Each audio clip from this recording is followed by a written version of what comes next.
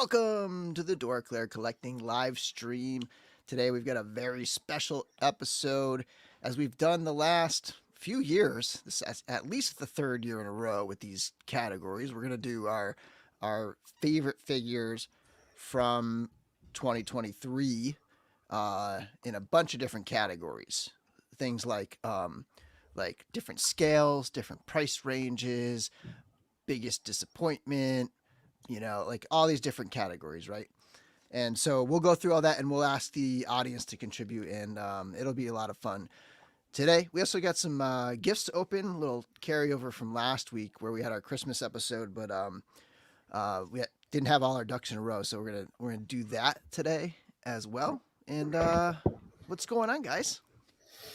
Recovering from Christmas, man. You guys are probably doing much the same thing. My company shuts down the week between Christmas and New Year's, so it's been really nice to relax and work on the garage. When we moved in, it's like as we got the house straightened up, all the miscellaneous stuff ended up in the garage, and a couple months ago, we got to where we could see part of the floor, and now we can see most of the floor. And I think after Salvation Army comes and makes one more run, we'll be able to get her car in the garage, and that's my goal.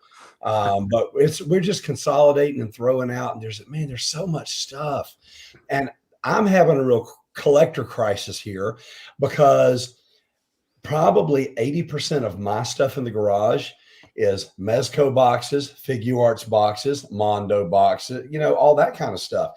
And I don't know, like I can look at resale values and say, okay, having something in the box, having it complete for a lot of stuff, some stuff it matters, some stuff it doesn't. I know that if I were honest with myself, I don't need it. I could throw it out. I could bag that stuff and consolidate that stuff down from 20 boxes to 3, but I'm just not to a point yet where I can make myself do it. I just can't do it yet. Tough. And, we'll talk, I'll talk about like what I picked up whenever we talk about some of our year-end stuff. Cause a couple of things that I got over the past week actually bumped some things from my list that I had on there. So nice. I'll save those. Nice. Yeah. For whatever reason, the people before us put several sheds on our property. So like one of them, I just shove all my old, that's my empty box shed. So I got lucky with that. I don't know if you have any room for, something like that, if at your spot, Larry, but it always helps. I don't want any. I want to throw the stuff out. I want rid of it. All right. Good idea. I fully support that. Even better. Yeah. I'm doing good. I'm recovering from Christmas. I only took the day off, and after Christmas, and now I'm like, I just don't want to work today or tomorrow or any day really. So I kind of wish I could blow a lot of days, or if we just got all the days off in between, but just chilling out otherwise. Yeah, I'm lucky enough to have the whole week off. We should be going skiing this upcoming weekend. Nice. We host Christmas every year. It's always it's like my favorite. Oh, cool. Day. It's like my favorite day of the year. Like hosting Christmas and cooking and baking and, not even just day, but like Christmas Eve into Christmas. Like Christmas Eve, we just spend all day cooking and prepping, and it's just like it's just us, like just my wife and daughter and stuff. Christmas Eve, but in my town, there's this thing where Santa comes around. So there's the fire department does it, and they put Santa on with his reindeer and stuff on top of the fire truck, and a whole like caravan of police and fire drive around, and they have maps and they track them so you can know when they're getting closer to your neighborhood. And that's neat. And our town's tiny, and it's small enough to they can kind of pretty much hit the whole, it's walkable from any house in town pretty much. So that's fun. And then Christmas Day, just always awesome. Yeah, that sounds like what we did for Thanksgiving. We hosted this year, and that was so much fun for me because I love to cook. I especially love to eat, so I love to cook. But for Christmas this year, we got off the hook with cooking. We went up to her mom's house, and her mom, oh my gosh, she makes the best pies ever. She made chicken cordon bleu, which I could just eat that until I'm sick. Yeah. She made a bunch of other stuff, but she made apple pie and pecan pie, and it's really fun because my mom came with us. I think I mentioned in the past, my parents are together, so we do separate things with them on holidays. And my mom came with us, and my mom and her mom, they're like freaking frack. And, it's great when you find someone to marry that you get along with. It's even better when like her family loves me, my family loves her, but then when our families actually get together and get along and have fun, that just really, it makes holidays so much fun. Like Yeah. I have so many friends that dread holidays because they have the opposite situation. And I just love it because I love it when all of our people get together because we have such a good time. Yeah. That's great. Yeah. About the fire truck thing, like I was mentioning that to my wife too. I was like, yeah, in New Jersey, like pretty sure like every township, drive your volunteer fire department or whatever drives around to Santa, and like I don't think anyone around. I haven't heard a single thing about that happening out here. That's one, Yeah. a little thing I missed. That would be pretty cool. Yeah, it's not. I mean, as far as I haven't lived in a ton of different towns, but up in Mass, it doesn't seem very like super common. But hey, Kevin Boots, the $5 super thank chat, you. hit that Thank button. you, sir. And Darth Blaze, a new member. Sweet, welcome Cool. aboard. Awesome. A new denizen in the lair. And Excellent. let's check in a little bit more with the chat here. So early on, 6:07 p.m. Dave Orkin, hey. And we got Brick something. We got Adrian Jones. Blake is in the house. TJ Williams. Cloud Foxwell. RM Radcliffe. David Williams. Jesse's here. David Smith. Mr. Ortega. Trevor, 1-6 shooter. Speaking of recent pickups, where the heck I had him? Trevor gave me some Magic cards. Nice. So these are signed by Greg Hildebrandt of the Oh, Brothers wow. Hildebrandt. Wow. These are what do you call them? Like artist proofs or something? Yeah, artist proofs. Oh, that's cool. They're blank on the back because sometimes the artists will do art on the back, but the Hildebrandt brothers, I mean, that's really cool. Yeah. So this one's attributed to Greg Hildebrandt, and then this one's attributed to both the brothers. Down there. So pretty sweet stuff. Thank you again, Trevor. This is like I don't collect artist proofs. The only other artist proofs I have are from Mike Uziel. So Mike Uziel, who did the DorkLair logo and who runs Figure Fix, right? Zim's all up in on the Discord server. He's done some Magic cards, and he sent me as a gift. He sent me some goblins, which is like my favorite thing. He did a set of goblins of all things. He's like, That's awesome. Some of my That's all-time really favorite cool. cards. He did variant art for, and so now I have these to add to my small little artist proof collection. So thanks again, Trevor. It's awesome. Yeah, that's crazy cool. And yeah, okay. Who else? Let's see. Hedgehog is in the house. Whoops, Hedgehog. Jacob Forna, KJ Smith, Caleb collects. Who have I? Oh, the Collecting Brothers. What is going on? Fortress Madamus, Ben G, Brick something. Might have mentioned Brick already. Art G is in the house. Kevin McCoy, what's going on? Darth Blaze. Oh yeah, we saw Darth Blaze with the new membership. And the Legions ladies. Ooh, nice. So who's running that? Tanya? So they'll be live next week. They just put up their thing, and they're gonna have Jeremy Gerard on as guest next week. So this time next Thursday, what would that be? The 5th, something like that. Oh no, that's Tanya here. So maybe next Thursday's the 4th, but yes, the 4th. Okay, so maybe it's Amber who's there. Anyway, Blaze Bear is in the house, and I think that covers everybody. Oh, Tony Horton. And hello, my name is. Hello, my name is Good Evening, Good People. That's a weird name. never heard of that name before. All right, Mecha Rekka. I think that's everybody. Steph Ork. Oh, it was Tanya. Tanya doing both accounts there. And we got Blake Recon raised with a $5 super chat. Speaking of Trevor, I've bought numerous of his amazing Legions photos to hang in my collector room. Awesome addition. Thank you, Trevor. Yeah, there's a I need to get on it. There's a Jacob Marley shot where he's floating up that I want that as one of those metallic prints that they do. Yeah, there we go. They're on the 4th. So Thursday the 4th. I'm sorry. I think I forget what time. Let us know what time. I don't think it's 8:30. I think it's a different time. Yeah. And then I just wanted to. So a couple other things I picked up. What did I do with that?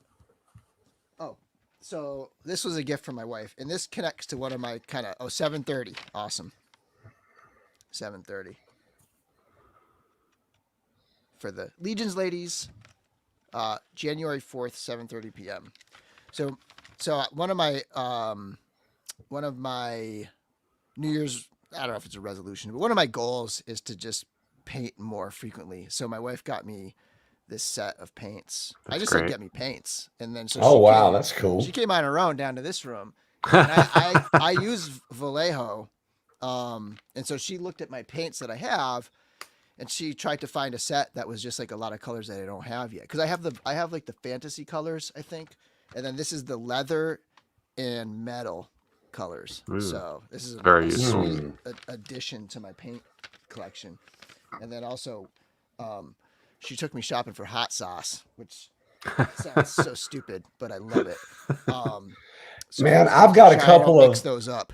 I have a couple of ophthalmologists. I had a lunch with them.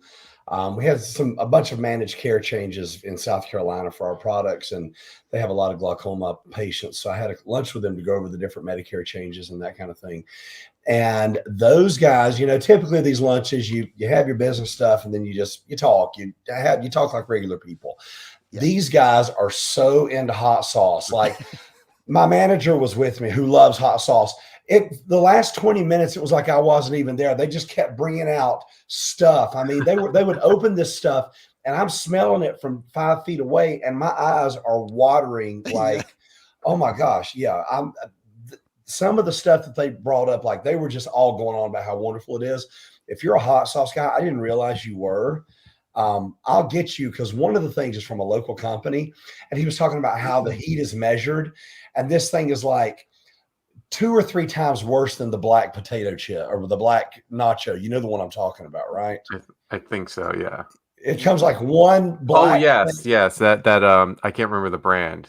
It'll one chip, like a package. Yeah. So it's however they measure the heat. Yeah. Like this sauce is like 2 or 2.5 times that. I asked him. I said, "Is it as bad as the chip?" He said, "Man," he goes, "that chip is a pussy compared to that." I said, "Bro." Because I've seen pictures of people eating that thing that love hot sauce and just throwing up from it. I'm not like that. Like I'm not looking for the hottest hot sauce. I have a fairly high tolerance, but I do have my limits. Like I probably can't handle that, Yeah.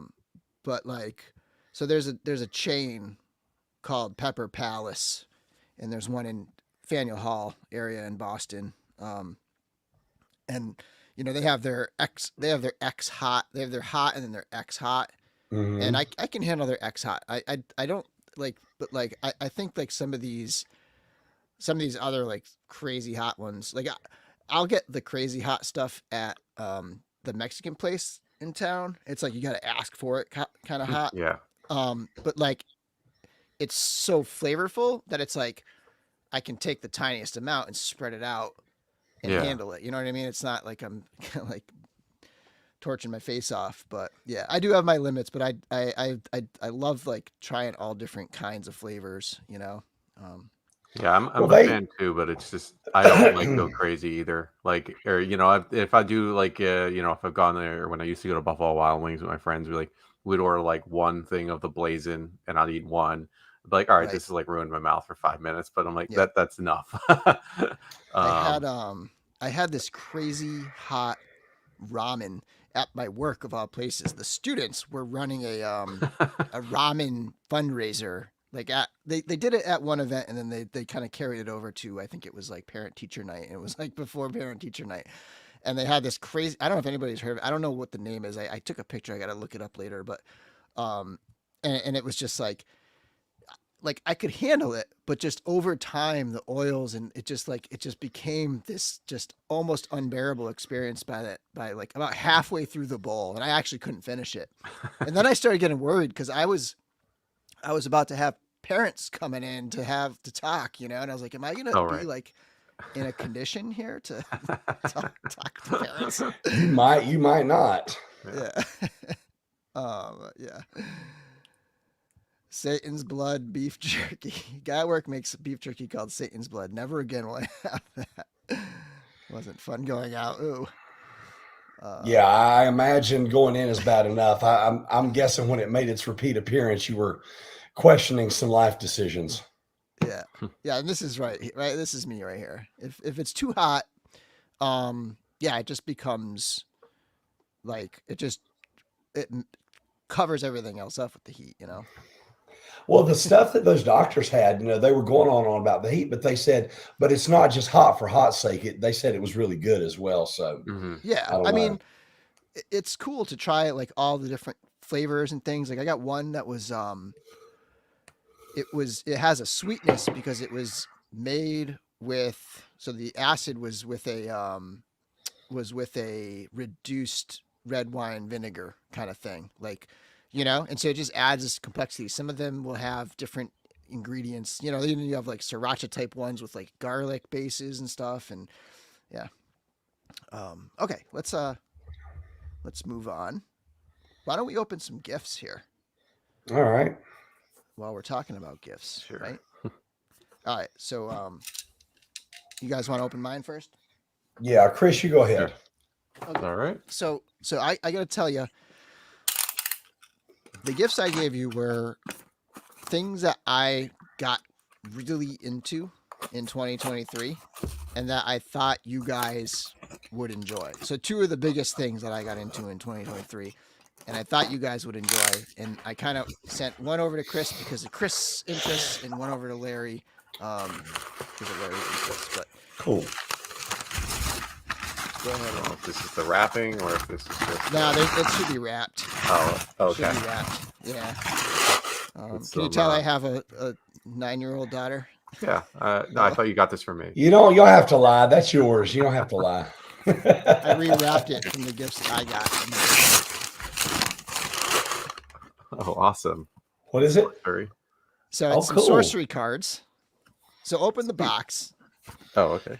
So it's not just the pre-con deck. So what I did was I put in 2 of the pre-constructed decks. So if you do want to play, you have the decks. And then I gave some I don't know, maybe like 6 packs. Yeah. And that's where like the real collectible side of it is. So like those packs, you can pull crazy stuff. Like you can pull foils, you can pull what's called curios. I mean, some of the cards you can pull out of there are selling for like $1,000. So you never Wow. know. I mean, chances are it's not going to happen because there's a reason why those cards. And I put some sleeves in there, so if you do pull any hits, you can see. These are Very like cool. These are no longer penny sleeves. These have like texture. Those on are those are playing sleeves. I don't buy penny sleeves because I buy sleeves to play with, so I just use. Can you those. even get them for a penny anymore? They're pretty. I don't know. They're I pretty cheap, don't know. yeah. I never did the calculations now that you mentioned. Yeah.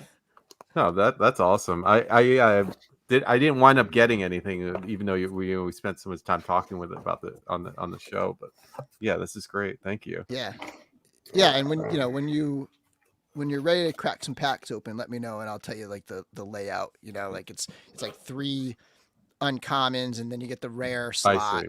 and then you have all these commons. But the common slot is where, like in very rare packs, you can get other things like curios and foils. But Yeah, these packs feel heavy. It feels like nice cards. they are nice. They're really nice cards. Yeah. And then you get the decks there if you decide you want to play. And so Larry, this other thing is something else that I've been down the rabbit hole with this year. Add this to the pile of recyclables. Yeah. My gosh, so many. You might not even know what this is when you crack it open. But this, Larry, Hold on. Let me. The plastic is obscuring it. I can't see. Get some light on it. I am not sure. Is that Metroid? That is a Glyos figure.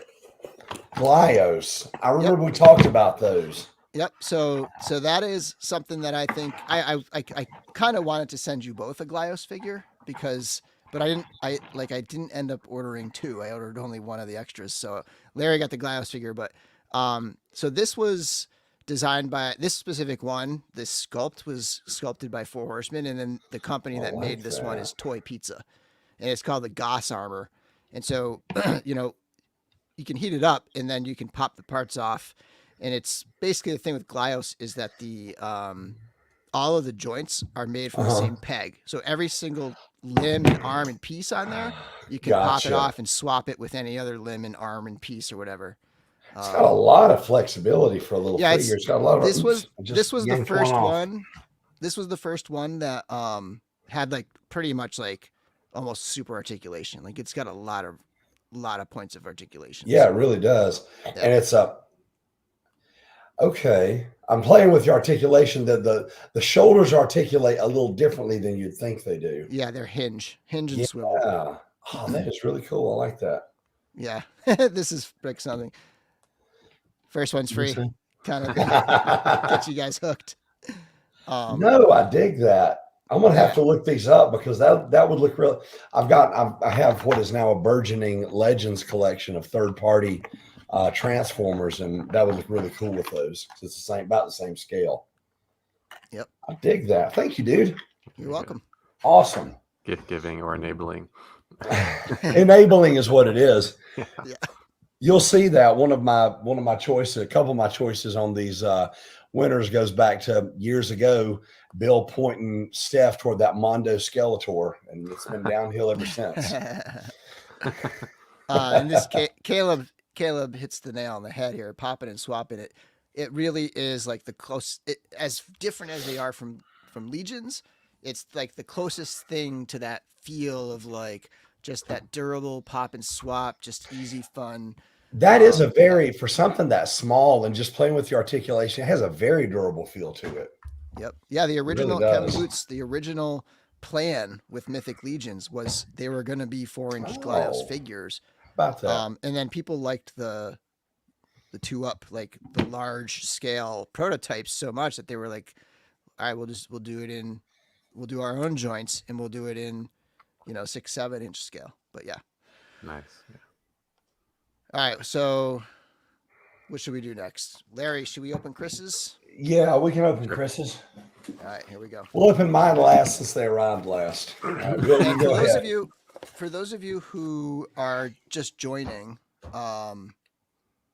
we're gonna be doing all the categories, and it's gonna be our best of 2023 year. We're just getting caught up on something that we didn't get a chance to do last week. Thanks, Curtis, for the super chat. Learn from my mistakes, vote. Hit the bell so you don't miss the start of the show. Thanks for joining, Curtis. There's a Glyos wiki.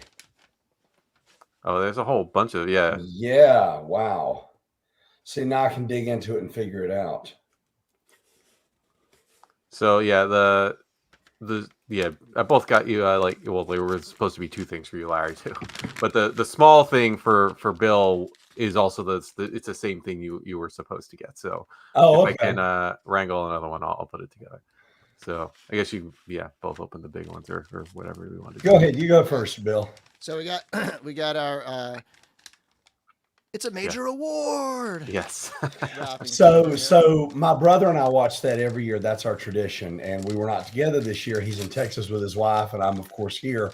So we sent pictures to each other back and forth as we were watching it. And for the past 3 or 4 years, Steph has tried to watch it with us and has gotten distracted by this thing or that thing and has not gotten to watch it all the way through until this year. She watched it all the way through. So after 5 years almost, I got my wife to watch Christmas Story all the way through. Great. That was like growing up always the movie that was on Christmas Day, like the 24 hours of Christmas. It was always on Yeah. like TBS or something like See, that, just back here's to the back. thing. Where we lived so far out in the country, we had the ABC, the NBC, No and the cable, CBS local yeah. channel. Yeah, and an antenna on the roof. And during the fall, we could pick up the Fox affiliate when there were no leaves on the trees. So we didn't get a satellite till I was in high school. And my brother and I didn't discover this show till I was in college. I was home from college one year, and we had both been out with our friends, visiting. We were home for Christmas. And we got home late one night. They were doing the 24 hours on either TNT or TBS. And we got home at like midnight or 12:30 and watched it. We're both up late, sort of. We hadn't been drinking. We were just tired. Yeah. And so everything is funnier. And my parents are upstairs in the room above us trying to sleep. And you just hear my dad, rah, rah, rah, rah, rah. But we couldn't stop laughing at that stupid thing anyway. Go ahead, Bill. All right, so here we go. Well, Is that the correct one? Yeah. This is All right. Powell Peralta skateboarding. Oh, cool. And, yeah, so sweet. Yeah, I thought you said you had that dragon. That's why I the was Caballero. Yeah. The Caballero deck is the one I had as a kid. Oh, that's awesome. That's really cool. And then they got Yeah, I always love that artwork too. It's pretty sweet. I always wanted to skateboard, but we lived in the woods. We had gravel roads. There was couldn't skateboard on a front porch with gaps this big between the wood. All right. Open the Amazon box. Yeah, since it was an Amazon box, I knew it wouldn't be wrapped, so I didn't open it. Oh. Okay, I'm looking at the back of it. I already know what it is by the size. This is the prototype Unicron. So I buy these Super 7 Transformers. I buy them selectively. I've got a handful, and mainly what I buy is from the movie. And I think I may have mentioned that I wanted this at one point. I've just never seen it. So good job listening. When I saw this, I was like, that is one of the Super 7 reaction figures I would love to have, because I remember from when the internet first started, there were two images that I always thought were so cool. It was this prototype Unicron from the 86 movie that never got made, and then the Beast Wars Neo Unicron, which was just ridiculously tech looking. And of course, they never had anything beyond a prototype of it. So this is really cool, man. Thank you. I appreciate this. You're welcome. Yeah, I dig it. It'll have a place of honor next to Dead Optimus and Transparent Megatron. right. I like that. So it's funny when they're unpunched. It's such a teaser, because I want to hang it, but I'm not gonna hang. I gotta find another place for it. Yeah, right. No, the thing I love about these is they've got this on the bottom, so you can stand. You can stand them up. These do stand up really well. So these make cool backgrounds, because my shelves where I have my Transformers, I don't have any kind of background, so I can just set these up in the back. All right, I'm digging into the other one. This is the one I missed out on. This one's got the Spidey paper. Oh, we got some more cards, some trading cards here. These are those G.I. Joe. Oh, wow, that's cool. Oh, wait, it's an empty. I threw some empty wrappers in there because I okay, the empty wrappers. So we got some of those here. That's cool. And then some cards. So let's take a look at some of these cards. Now, is this a playable card game, or did they just do regular trading cards? I got to give you props for the little fold over here. Oh, yeah. Nice touch. That's a trading card. That's a trading card person. Yeah, I know. I hate when people are like, it's. I feel like I'm like digging in especially if it's a top loader. Sometimes they put like even just Scotch tape. I'm like, come on, give me a big thing I can peel off. Give me a peel. Yeah, totally. Oh, nice. So, yeah, it's the whole set of 24. Sweet. Oh, that is really cool. Hold that one up again. Okay, so these are the cartoon versions. That was like the blue Snake Eyes with his hands showing. Yeah, I dig that. And they have the file cards. Oh, that's awesome. The only other, is that Quinn the Eskimo? Yes, Quinn the Eskimo. Oh, I love it. The only other time they did I GI won't Joe go through all trading of them. cards, they did them years ago, and it was I can't even remember. Maybe it was Pro Set that did them. I can't remember doing it. It was like 90 or 91. Oh And yeah. I still have those. Like I got rid of most of my cards, but I kept, great Dallas Cowboy players, my Michael Jordan stuff, my Shaquille, and all those stuff, the cool stuff from when I collected. But I've got all of my 86 Transformers cards, which is about that many of them. And then I've got all my GI Joe cards from that collection. I still have all those Cool. in a big white box out in the garage. Yeah, sweet. Thank you. That's cool. This will make an awesome section in the binders. Yeah.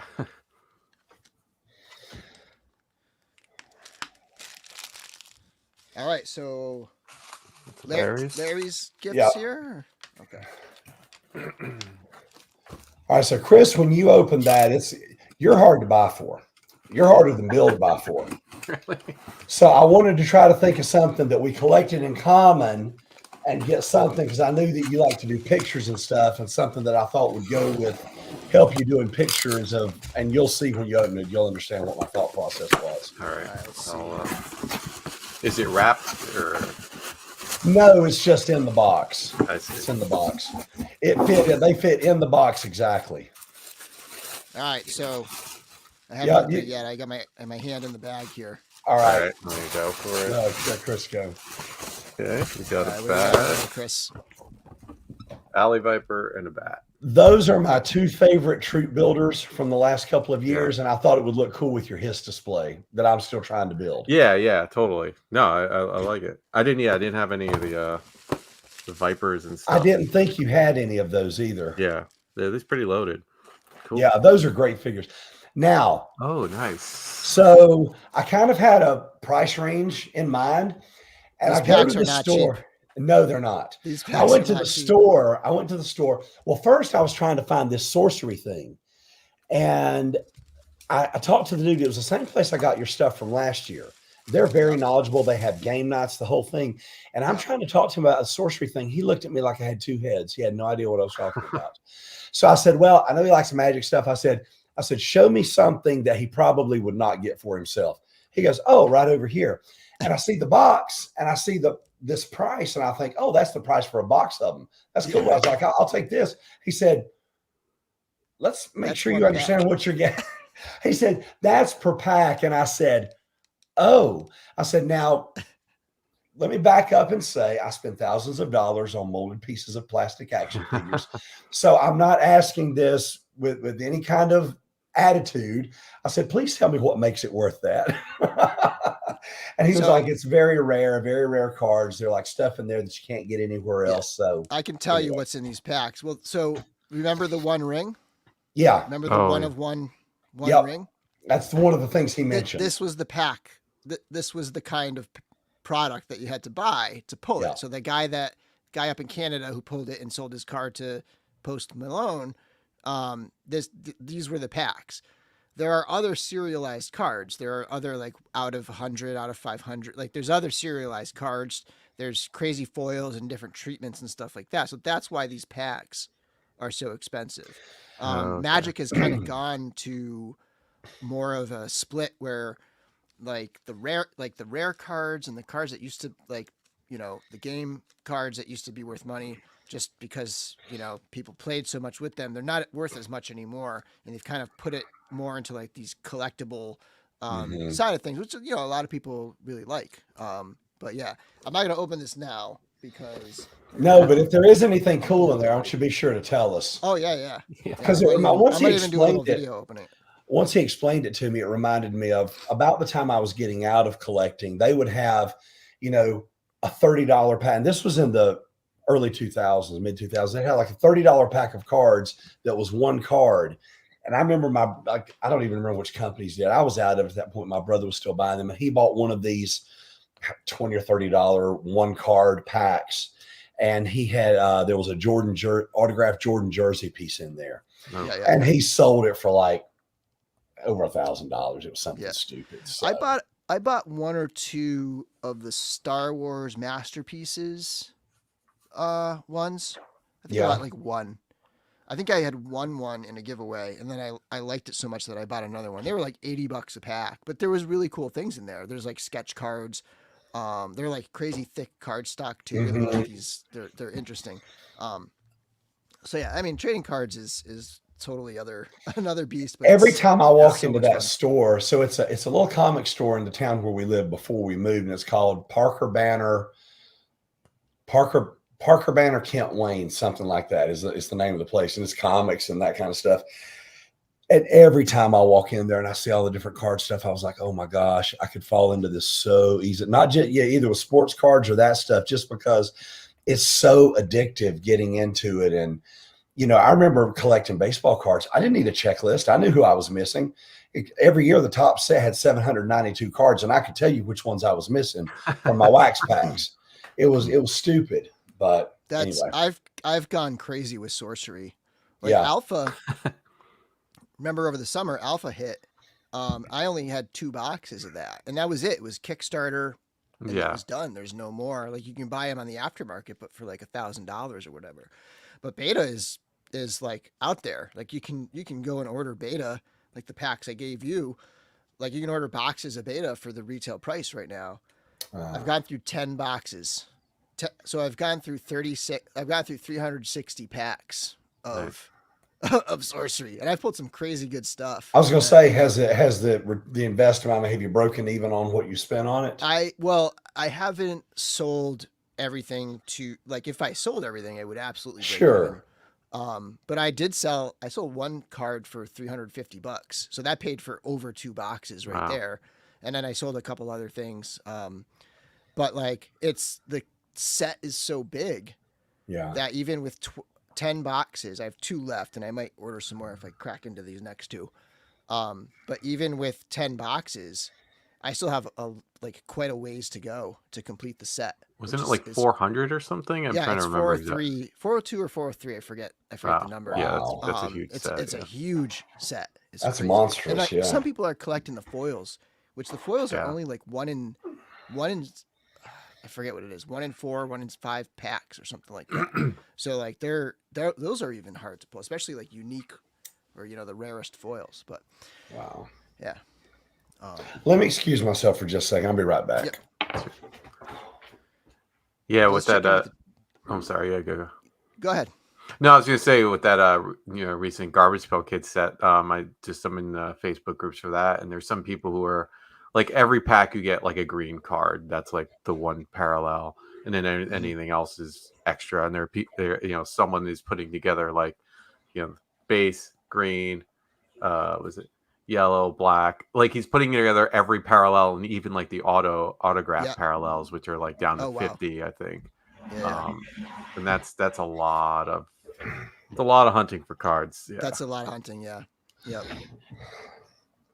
Sorry about Um, that. Yeah. all right. So thank you guys. Merry Christmas. Yeah. Merry Christmas, Guys, I fellas. appreciate these. All right. So let's just check in with the chat one more time. Cloud says the only trading cards I have are a few sets of Marvel Masterpiece X-Men Marvel Universe. I think the Marvel versus DC set. Nice. Didn't back in the '90s or early mid to late '90s, the Hildebrand brothers did a Marvel Masterpiece set. I've Yeah. still got a lot of those. Yeah, that was great. So this is funny. Like I was talking to someone. Oh, we were talking about. Oh, you know what it was? It was in the DorkLair Facebook group when Hasbro did all those layoffs, and we were just talking about Magic the Gathering and how they have now like like the success of Lord of the Rings has emboldened them. Like that set was highly successful. Yeah. I didn't Oh collect it. yeah. I might like at some point I want to go back and just through singles just buy cards and just complete the set, um but that set was so highly successful, and it was a great game. Like playing draft on online, the Magic Arena set was so much fun. I spent a ton of time doing that over the summer, but it has emboldened them to do things like they're doing Doctor Who now. They did Warhammer. They did. Oh yeah. I've They're seen doing ads for Assassin's that. Creed. There's like this crazy like it's almost to the point where it feels like their main thing is going to become these universes beyond, and like regular Magic is going to be almost like a side thing. at this point. It's kind I don't of know, crazy. made me just think of Lego, where like now everything is a themed licensed set. Like, Yeah, I mean, I know they still do some sets that are their own, but not like that's not the huge draw, it seems. right. Yeah, and they have they have tons of licenses, Yeah, tons. yeah. One took Babylon 5 cards. I like yes, Star Trek cards from the 90s. There was a Star Trek game that I didn't really play much of, but I collected it a little bit. It was a Star Trek: The Next Generation card game. It was like right after Magic came out. Everybody was making a TCG. yeah. You know. I remember. I think my friends had some of those because they bought like a bunch of cheap ones at like KB Toys or something when they were like just clearancing them out, and they're like, "Oh, let's just buy a whole bunch and have like fun sets and games together." Yeah, they did Transformers, but not as a full set. So if you remember last year, I think Larry got me. I think it was the Brothers War. I think Yep. yeah, it was Yep. the Brothers War. I think I have the box right here, and that set had every pack had one or two Transformers cards in there, and then like going back to HasCon, the only HasCon that ever happened, HasCon 2017. That event had a Transformers. It had a set that had like a transform. It had Grimlock card, and then it Oh had yeah, a Nerf card and something else. That Grimlock card is worth crazy money now. It's worth like $400 or something like that. But yeah. All right. Yeah, nice. Curtis had the TNG stuff. Yep. See, I've always dabbled in all these other games. Probably the closest I got to like really playing another game, two times. One was the Game of Thrones card game, which was years before the TV show. It was a while before the TV show. And then the other one was Star Wars Destiny, which was only a couple years ago, and it had the dice. That game is so much fun. But again, I always end up going back to Magic with it. Okay. All right, so we are going to go through our categories. I'll list them out. I don't have what I have is banners with them, and so we'll put up the banners as we go. But I'll start first by listing out all of them, and I want people to put like when we get to each one, put them in the chat. But for now, I'm gonna buzz through all of them so people can see what they are. If you want to start like making your list or whatever. So we're gonna go through scales. So best 1/18th scale, or like 3-4 inch figure. Best 6 or 7 inch scale, so 1/12 scale or like 7 inch. Best 1/6 scale, or like a big premium format figure. I know Larry sometimes this category is where you would put like those 3-0 large DLX Transformers, stuff like that. Best toy under $50. Best toy $50 to $100. Best toy over $150. And then we have best current value in 2023. Also, I changed the wording from action figure or from figure to toy. And this gives people the opportunity to put like a play set or, like a HasLab or something in there if they wanted. This one I really like, best current value of 2023. This is like, that talk about enablers. That's the category that gets people to like run out and grab a figure. Biggest disappointment of 2023. I think there's going to be a lot of people with a very specific one here. Biggest surprise of 2023. Favorite figure. So this is like the champion category, right? This is like the top dog pick, your all-time favorite of 2023. Everybody already knows mine. And then looking forward to in 2024. All right, so let me pull that down. And I got to have my list handy. So the reason why we're not doing a giveaway today, and the reason why my list isn't handy, are one and the same, and that is I ran out of printer ink. I wanted to have this printed up. A teacher that ran out of printer ink. Hey, I mean, we use the printer a I don't know how lot, to feel about it's that. a fairly common thing to run I don't know, man. You should have at least a spare mimeograph in the basement or something. Mimeograph. I miss those. You guys remember those? Yeah. I used to come back whenever the teacher would let me help that. I would come back with those. I'd be like, yeah, worksheets. I miss it because, at my work, we have to like use the copy center is nice, But we have to like submit the copies to the copy center and then wait for the copies. If Oh, that gosh. morning I have an idea and I want to run off 100 copies, I have to sort of either break the rules and go use like the regular copier, Yeah. or just deal without. So having the mimeograph, like, Yeah. to roll out 100 copies like lightning fast, like nothing. That was the Literally, best. literally roll out. Yeah, Yeah. it rolled them totally. I love And it wasn't that. that long ago. Like I'm talking about, like, I don't know, like in my career, like 7-8 years ago, maybe I was still using The last mimeograph. time I saw that, was when Yeah, I was in the 4th and 5th grade at my elementary school. I didn't see it after that. So anyway, Yeah. sorry. Okay. Mm. All right. So yeah, I got my list here over on the side, and I got the chat going, and then banners. Okay. My Lord, All right. So Brick something said something about overhead projectors with transparencies. That Yeah. gives me flashbacks to my high school algebra teacher. Oh my gosh. also not that long ago, to the point where I still have my overhead projector in my classroom with a cart. I use the Wow. cart for something else, but the projector is on a shelf in the back of my room. Like I could totally rock that thing. I'm I convinced. guarantee I have a big old folder of old transparencies. And I think we used to use the mimeograph to there was like a special way you could Yeah, use the mimeograph to print onto transparencies. I'm convinced that Mr. Pitts only I kept remember that that. overhead projector because he likes the squirt bottle. If someone fell asleep in Yeah, class, yeah. he could drill that squirt bottle down to Yeah. it. He could shoot you in the ear like 7 rows back if you fell asleep. He was deadly with that thing. The Elmo is after all our time. The Elmo is a nice piece of tech, actually. For it's just a you plug it into your computer, and then it's just a what do you call it, a document skin Mhm. projector. Nice. Okay, all right, we gotta focus here. Okay. All right, so all right, 1/18 scale, or 3.75 4-inch kind of figures. Let's do want to do Chris, Larry, Bill, and just kind of Cool. keep that order going for Sure. things. And if That'll there's work. any category where you don't have one, which is can happen, just and you just skip or whatever.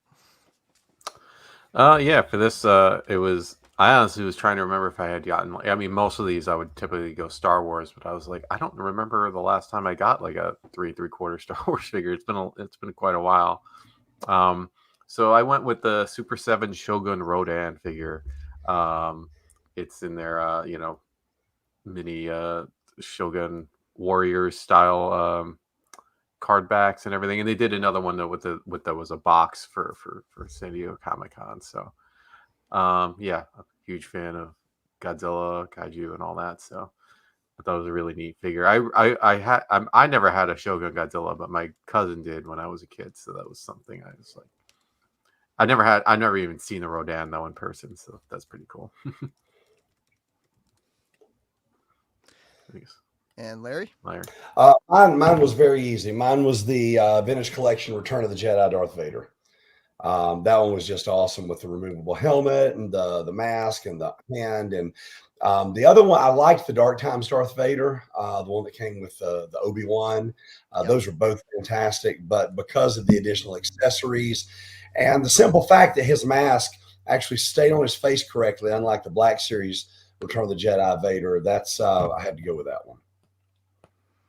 Nice. And mine is one that Larry just got, and that is the Goliath. So this is a different variant. There's like 6 or 7 color. variants on the. Yeah, so this one has colors. This is I forget the name of this one, but it's another version of the Goss armor from Toy Pizza. And the reason why the other one it's over there from when I was doing my other reviews, but the one I had in my video, that it's a little bit different from this one, but yeah. And checking in with the chat, Hedgehog says Strike Force Alpha, which I am not familiar with. Strike Force Alpha. And then Caleb says best 1/18 is the Book of Boba Fett Cad Bane. Nice. Did I get that one? That was a good I one. probably have it on card. I probably haven't opened it yet. Joy Toy Warhammer Ultramarines, Primarch Robot Guilliman.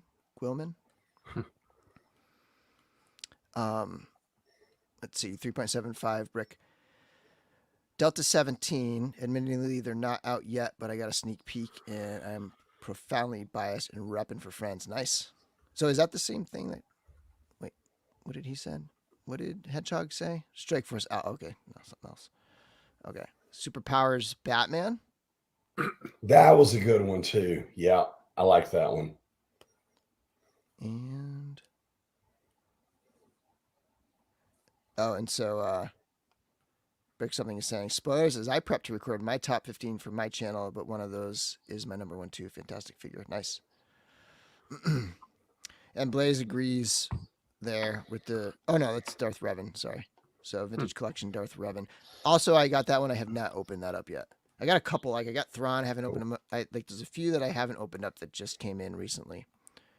For that Thrawn is really nice. I really like that one a lot. It looks really good. Really good figure. In my top. So I'll say this, like, for this video, I'm trying to sort of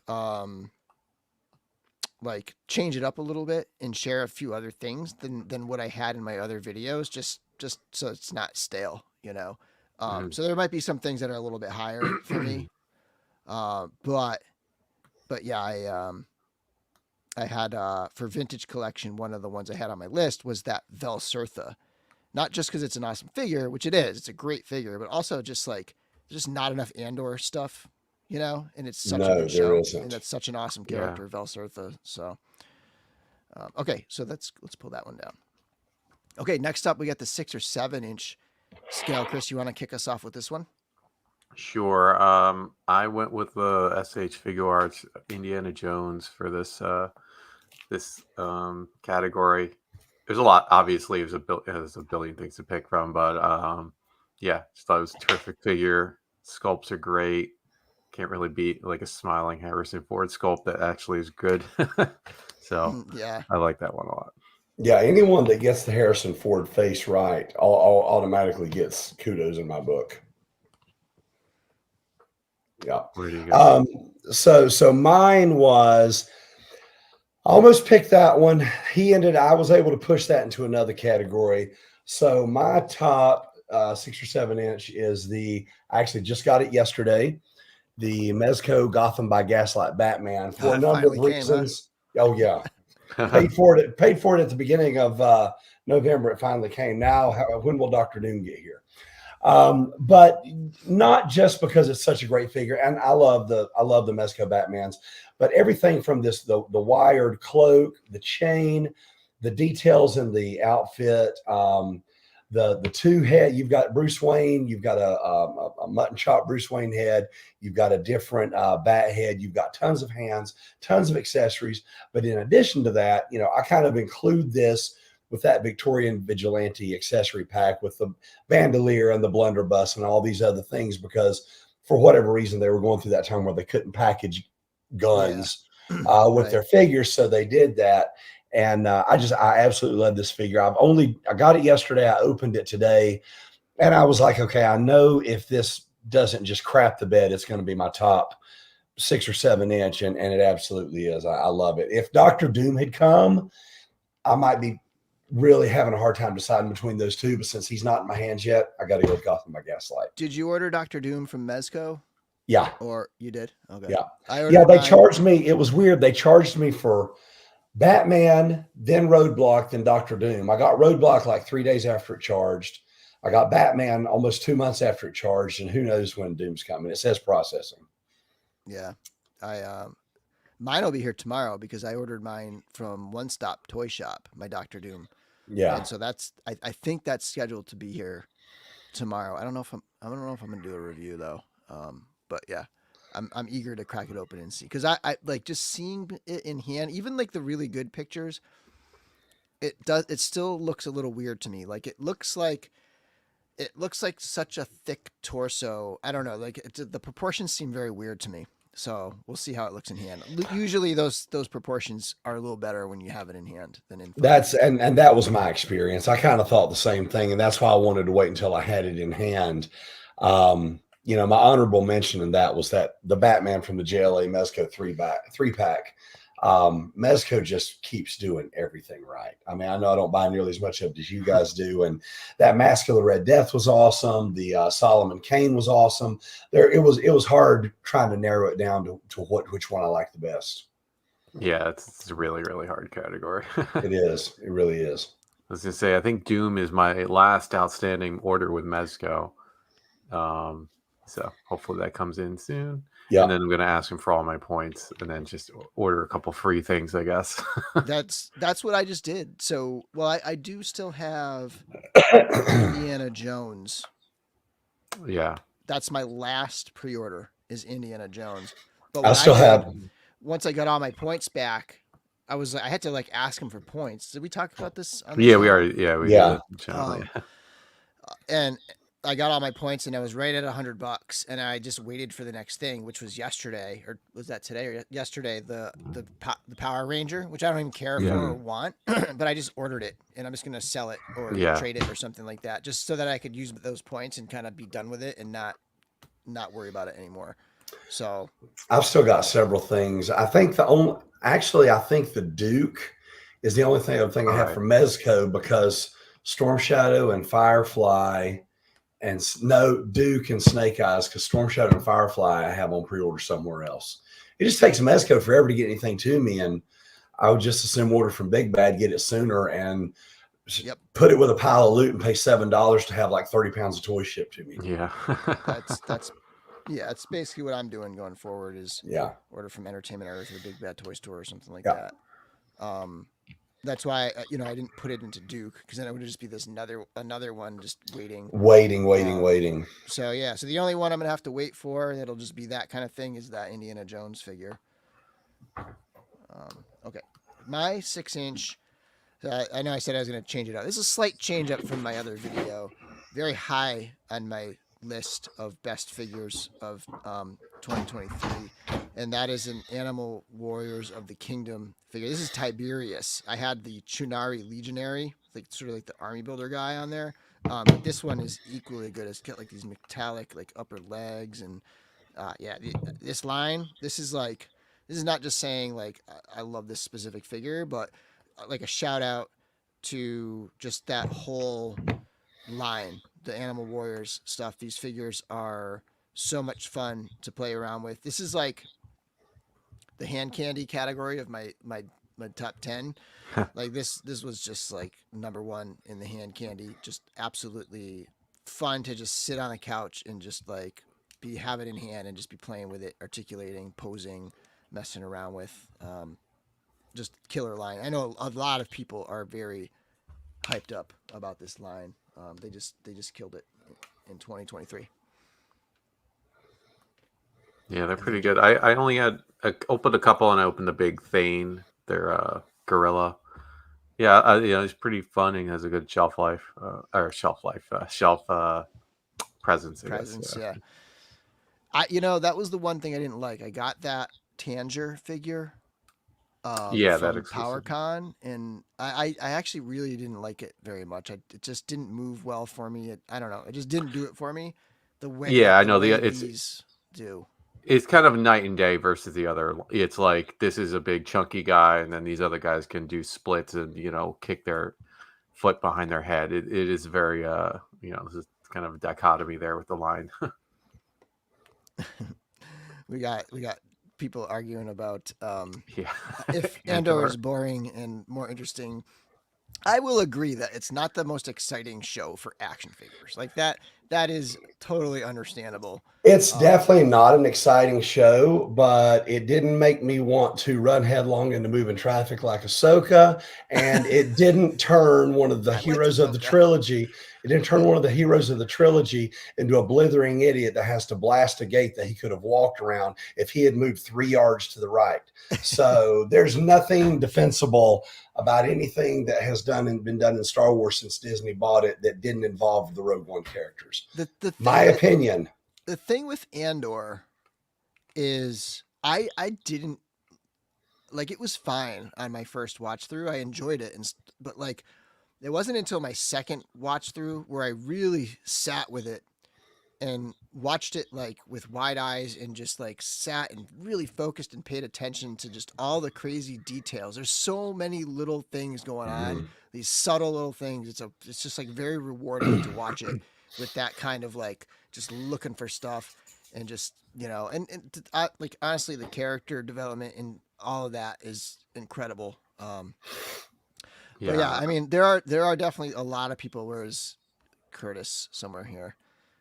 I lost your comments, Curtis, but like Curtis hates it. He thinks it's the most boring thing ever, and it's not an uncommon opinion. Like there's a lot of people who really don't like Andor because it's a slow burn. It's a slow burn. If you want an action story, that's not your story. Yeah. But if you want good storytelling that doesn't have plot gaps that I could drive a freaking tractor trailer through, I'm afraid that's all we got. I enjoyed it. I just like seeing the beginnings of the rebellion and just how like being all gritty and everything like that. I just very even much. Though even though there wasn't a lot of action, there were great moments like seeing that deflector dish where all those you finally saw what they were building, right? Yeah. You saw that, moments like that, moments when they were about to escape and the guy's like, I can't swim, dude. I about lost it. I was like, right, I mean, that was an emotional punch to the gut that no other Disney Star Wars has done. There had been the emotional punch to the gut was my overwhelming desire to do things to Ryan Johnson that would get me imprisoned in all 50 states. Anyway, sorry. There's a soapbox nearby. I'll find it. Yeah. Yeah, this is the thing. It's like a lot of people don't want Star Wars to be a nail-biting drama or something like that. Like this idea of it being that almost like sort of a genre that doesn't really feel Star Warsy. And then, there's the rebellion that I think that a lot of the rebellion is like based around not a faith but a belief in the Force, right? And there's like never really any one single mention of that in the show. Yeah. And then there's no like fun crazy creatures and aliens and stuff. I can totally understand why people are doing this with it. Curtis. I watched Rebel Moon last night and I did not like it very much. I've heard nothing good about it. I've heard nothing good about it. I haven't checked it out yet. It was okay. I'm not very impressed. All right, let's move on to the next category. All right. Oh wait, hold on. I think we still have to look at some of the picks chat and comments, right? Yeah. This devolved into Andor. Like, I promise. A year and a half old. Did anyone pick Andor as a character they want?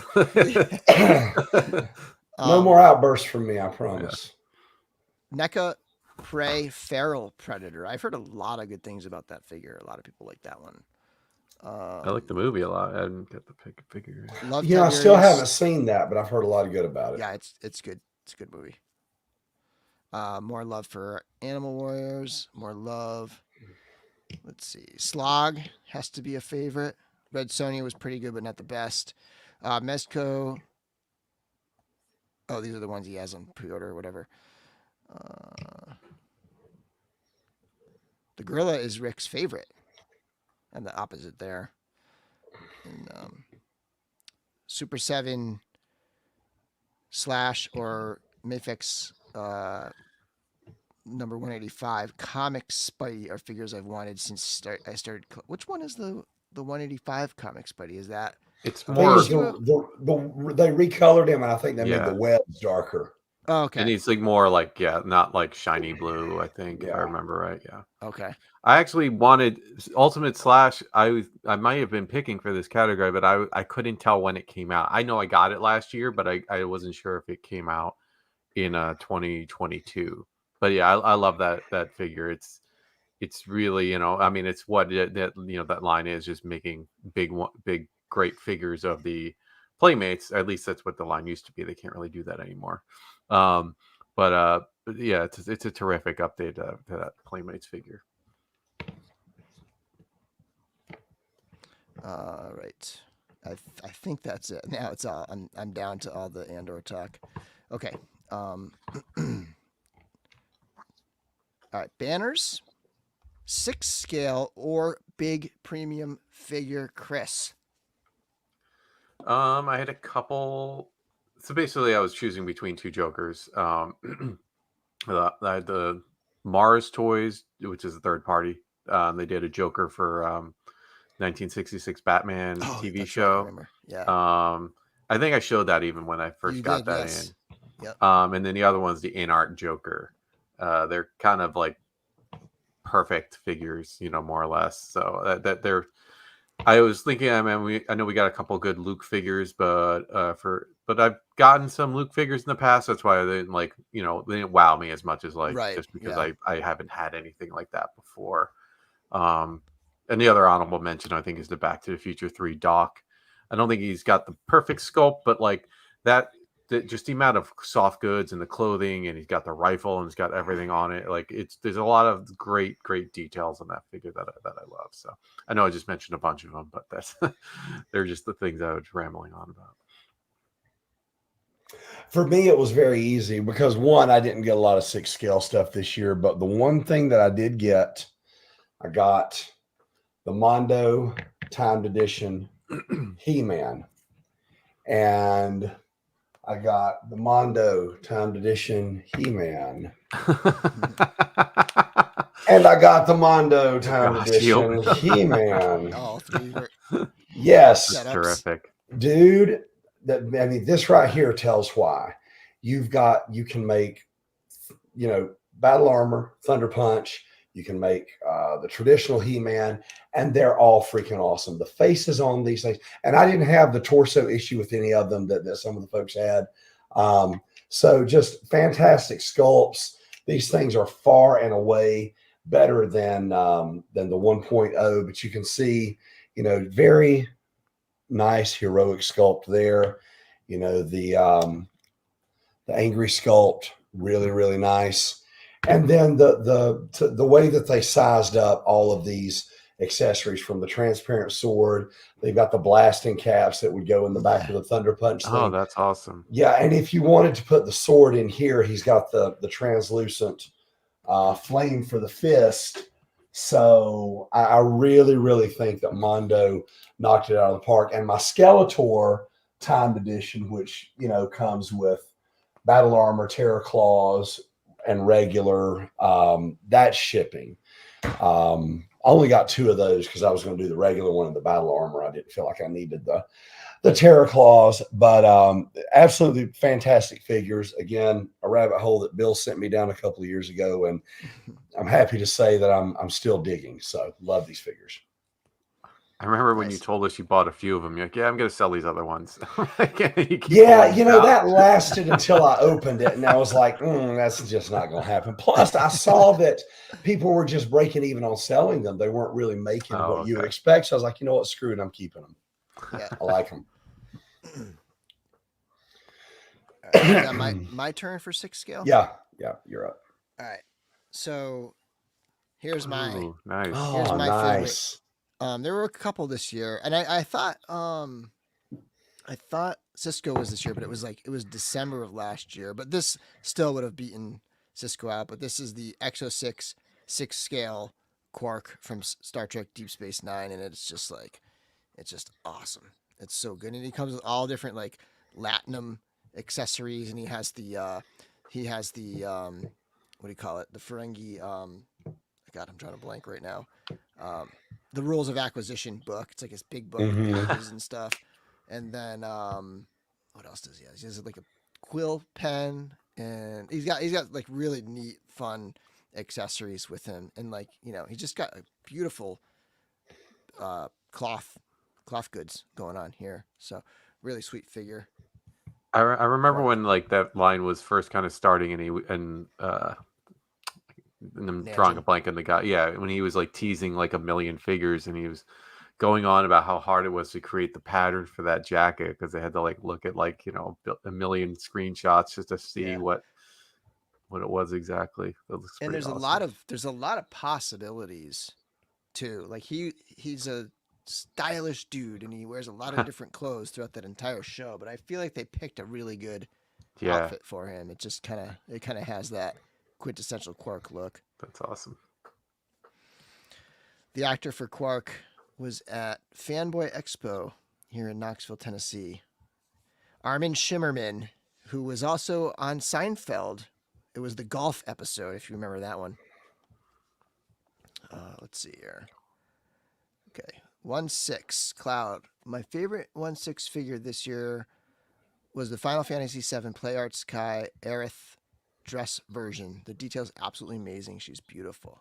Nice. TMS 078 Cad Bane or the Mondo Skeletor for Blake. Blake also mentioned today that he just got the DLX Ultra Magnus, the DLX, like the big 12-inch one. Oh, awesome. In hand today, I think he said. Mm-hmm.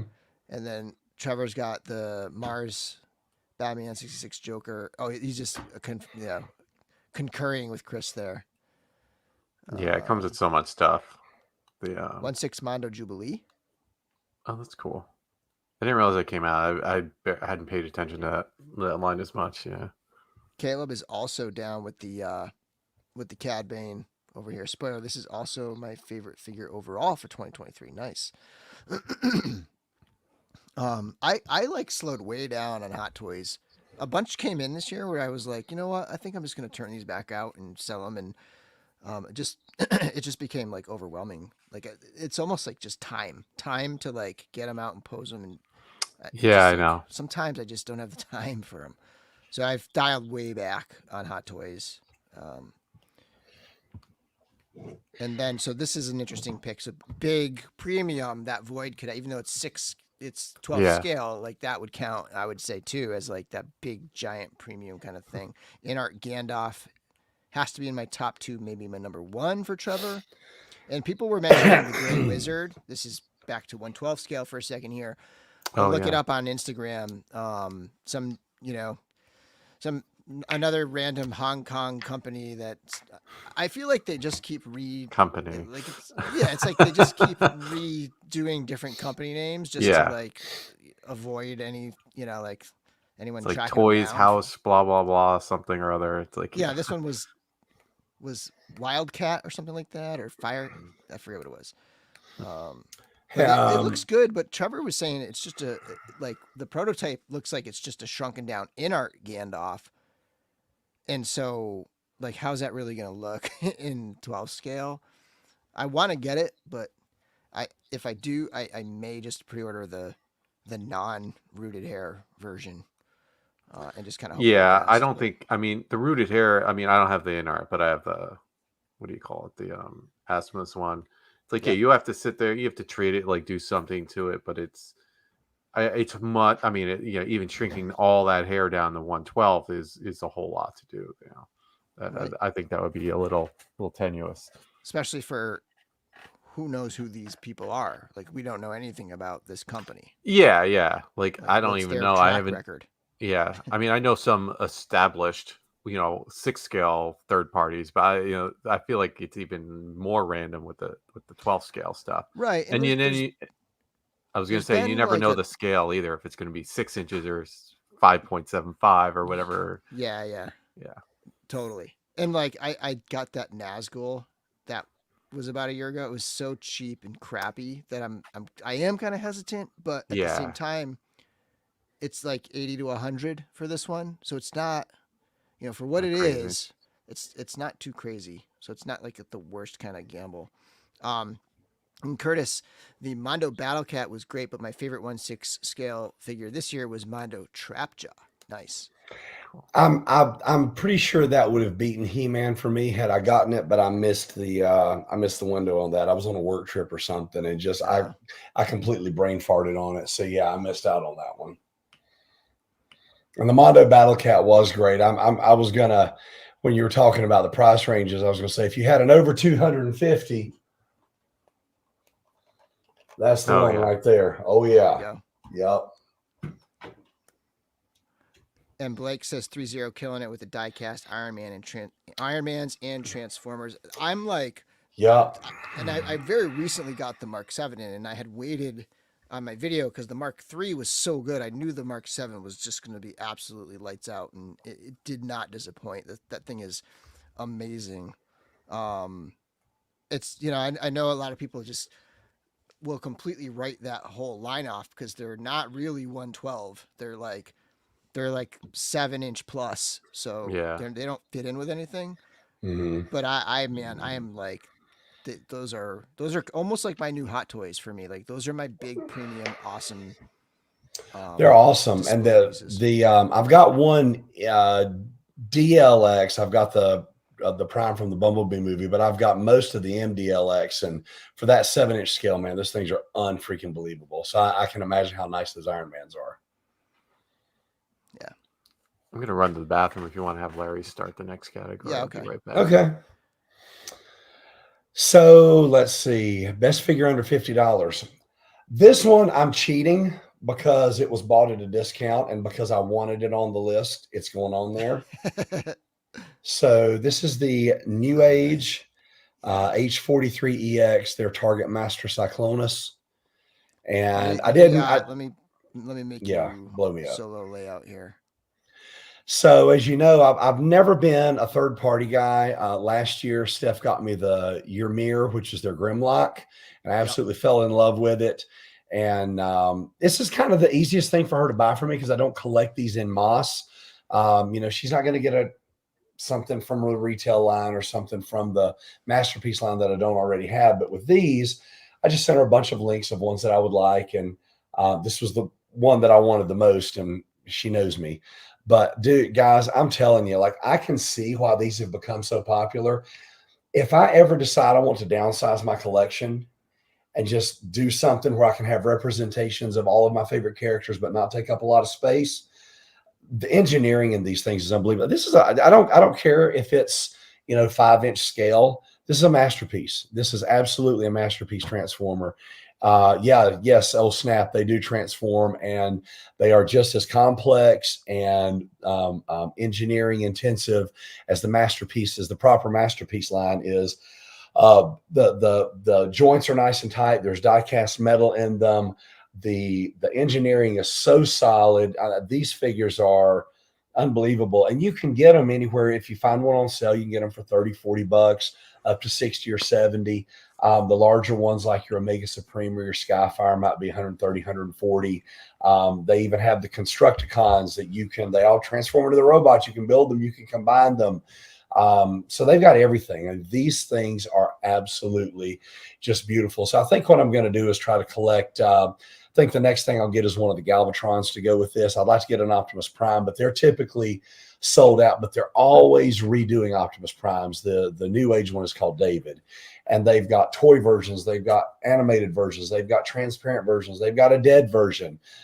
New Age makes them, Simon, NEWAGE. You can find it on TF Source. You can find it on Big Bad Toy Store. I think TF Source was where she got this one. They had the fastest shipping. And the line is New Age, NEWAGE, one word. And there are several Legends scale companies. I just happen to think these are the best ones. Shozi, yeah, exactly. Ravat. Shozi that's a great store. One of the YouTubers that I listen to, Tidarium Hanger, he pumps Shozi store up. I've not ordered from them, but I've heard nothing but good things. But yeah, if you want just amazing representations of your favorite Transformers and you don't have a lot of display space, or you want something that's really different from anything that Takara or Hasbro is making, this is your line, and they're awesome. And you can go to reprolabels.com because obviously you can see he doesn't have the logo, but you can go to Repro Labels and order a sheet of Decepticon and Autobot, just insignia stickers in various sizes for like $10, and you'll have all you ever need. That's cool. I don't think I have any New Age stuff. I used to get a couple of those. I want to say the line was like Mech Fans Toys or something like that. But those when they're really, really done nicely, those Legend scales are pretty cool. Blake asked about the H-34W. That's the IDW version that has the samurai sword and the different face like he does in the comics. I don't have that one. This is the only Cyclonus I have. But if I had not gotten this one, that's the version I would have gotten because I love those IDW stories. Cool. Yeah. So best under 50, Chris? Yeah, I was. I really wanted to fit Legions in, so I mean, even though they can definitely fit in, so I just picked Dubon for this one. I just thought it was a great design, great looking figure. Just the paint works great, and I enjoy that one a lot. That was one of my favorites from that wave, and all of last year, pretty much. So, And for me, again, I wanted to bring in some stuff that wasn't on my other list. So there are technically some things that would be higher up than this because this didn't make my top 10. But I just want to like give that's credit to cool. this snow job figure. It is such a good Oh yeah, right here, and it's the only classified figure I bought this year. it's a good one. It's a good one. You picked a great one. Yeah, I mean, once I started seeing people talking about it and playing with it and showing it off, like I knew I had to have it just to get that in my collection. But yeah, so let's see here. I did star some of these. So best toy under $50 from Caleb, Star Wars Black Series Ahsoka Tano Padawan version. Nice. Best Black Series figure of the year. Cloud says my pick is predictable. Marvel Legends X-Men 97 Wolverine, easily the best Logan we have so far. And then Brick Something says, to say something other than Animal Warriors, I fell in love with the Masterverse Slushhead. Interesting. And the new Adventure Skeletor combined under $50. And YOLO Parks Megatron. YOLO Parks Megatron? I'm not sure what that is. No, I don't know. Yellow Park. It's a model kit, and by model right. and by model kit, I mean you like put together. I don't know, like 7 pieces. It's like it's an action figure. Yeah. I've got the Yellow Park Optimus Prime from Beast Wars, and holy crap, I will be getting a lot of the Yellow Park model kits. They are unreal. They're beautiful. Yep. Nice. Cool. Yep.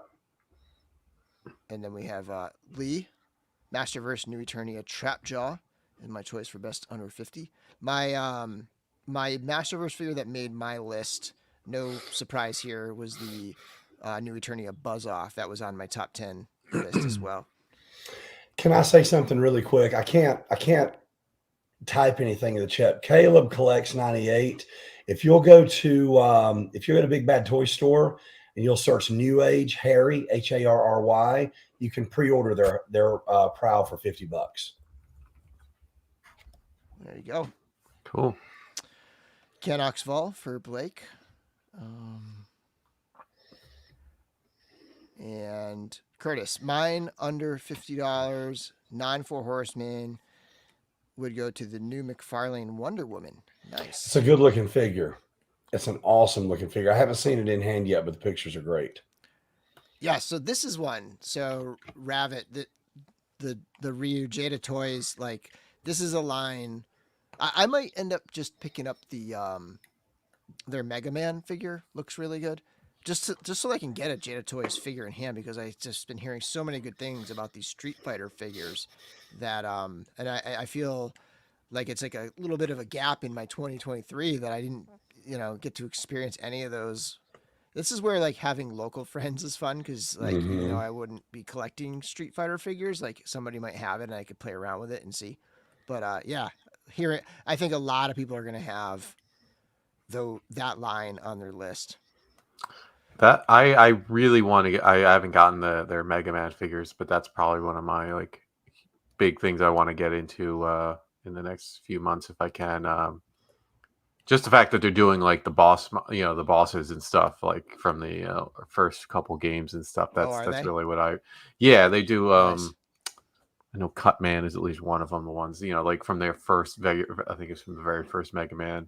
Mm-hmm. So they're pretty cool. And and I don't know how Jada Toys is. They're like, yeah, we do licensed figures, unique sculpts and everything's still like $20 or $25. Yeah, You know, prices crazy. Yeah. I the only one I've actually bought so far is I bought last year. My one of my friends loves Count Chocula, so I bought the Count Chocula figure that they put out. They did that. They did Blueberry. I think they did what do you call it? Chester Cheetah just came out. Those are pretty fun ideas That's to cool. do. Rob. All right, let's see here. Any others? The new Mega Man is awesome. Just got him today. Yeah, I think I'm gonna. Cool. That'll be my next order. I think I'm gonna order that figure next. That's a cool looking figure. Oh wait, what did he say? He said, "Bill, I have an extremely Chun-Li. Oh, an extra Chun-Li. It's yours if you want. You know, like I appreciate it, but if I'm following this correctly, but you know what, I'm just not into Street Fighter enough to pick those. Like, but I would like to get Mega Man. I just feel like it's something a little more in my wheelhouse. But... Oh, so they're on Amazon, $22. Nice. Okay. Best under 50 is the NECA Gargoyles Red Gargoyle Armor Xanatos and Cobra Snow Serpent. That's another really good figure.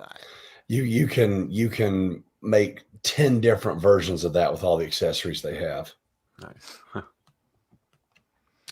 Okay, back around to Chris for the $50 to $100, $50 to $150.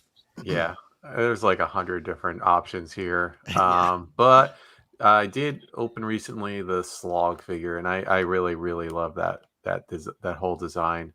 Like that. So after going to Designer Con a couple weeks ago, like that was like a thing where it made me think of like just as like those random things that people can create, because I've never gone to another convention where it's just usually there's like one or two people who have like their vinyl toys or this or that, but as opposed to this where it's like every other table is like people with their crazy ideas and different designs, and that's totally fits into that. Like even if I don't collect any more Cosmic Legions, like it's just such a great looking, kind of ridiculous design for the figure, and his head is gigantic. I mean that's one of almost the more surprising figures that Four Horsemen has done, just because of how, at least from what I can tell, how little reuse they can have out of that. Like I don't think anything works with anything or will work with anything else or any of the other sides. The only thing they could do is another character. Yeah, like his buddy, whatever that race is. Yeah. So, but yeah, the paintwork on it is great. His green skin and the gray wash and everything. It's just awesome looking. It doesn't even come with like a gun. He comes with like a detector thing, but it's just like that's part of it. Like you don't even. I mean, like I don't know if anybody saw my top 10 Mythic Legions, but like I like the poses. Like it could get into some pretty cool poses, and I had it in like this shaking its fists at the air kind of pose, and I don't even need an accessory for that. Like maybe he's just holding it in the other hand or something, but that figure was very high on my Legions list, and it would probably be here, but for the sake of a little variety, I am going with the I did have the Gaslight Batman, and I did have the Solomon Kane on my list. But again, to go with something a little more variety, I wanted to put the Conan the Conqueror. Oh, yeah. Is that which one it was? Yeah. Yeah. That one goes on my. Oh gosh, did that did come out this year, didn't it? I forgot about February. that. Mm-hmm. Yeah. I'm still not going to change my mind. The main reason I didn't put that on my main top 10 list was because of the QC issues. If you remember, everybody had stuck bicep swivels, and you had to kind of operate a little bit to like pull them apart and then like get it back, and it was fine, but it's kind of like the same thing with Ias Sapedian, the tall gray alien from Cosmic. Like again, you had to kind of do some work, so I kind of left it off the list. There was a few like that this year where some QC issues just. Otherwise, those would probably have been on my lists. When you pay that much for something, there should be no QC issues. Steph and I were talking about that when we were talking about my list, and I was telling her my biggest disappointment. She's like, "Yeah, when you pay that much for something, there should be no issues." So, but yeah.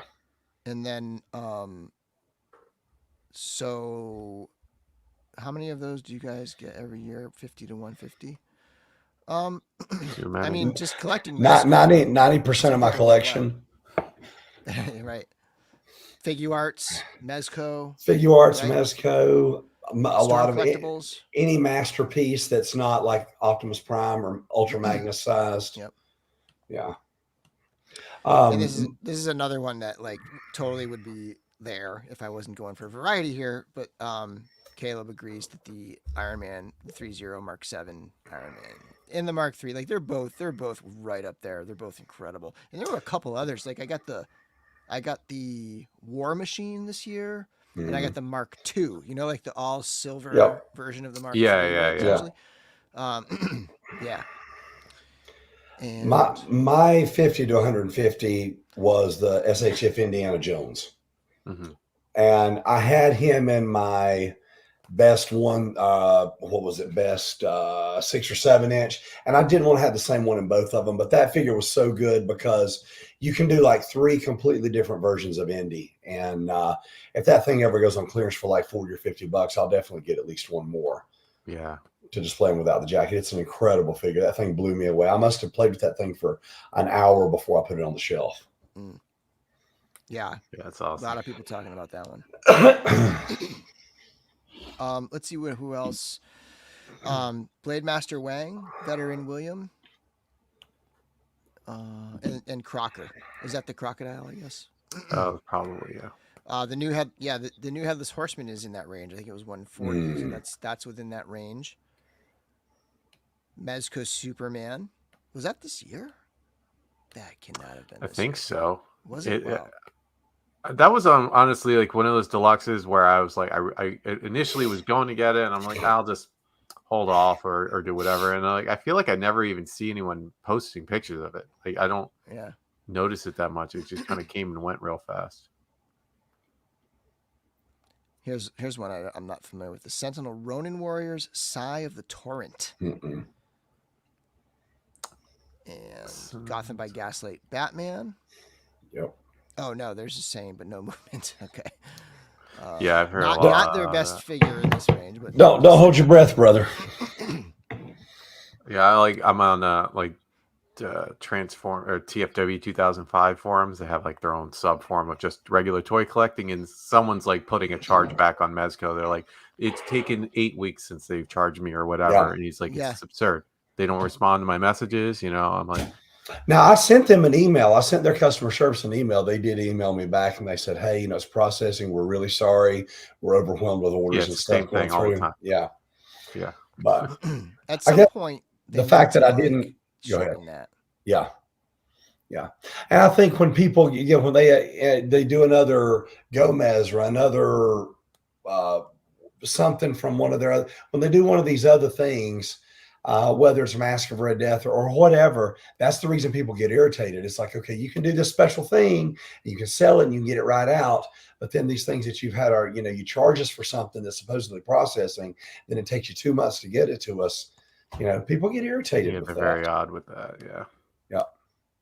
A lot of love for the Blade Master Wang. That is a really good one. Didn't quite make my list, but that is a great figure. Is that like the tiger? I'm trying to remember all these. That is the tiger. Random named characters. Somewhere.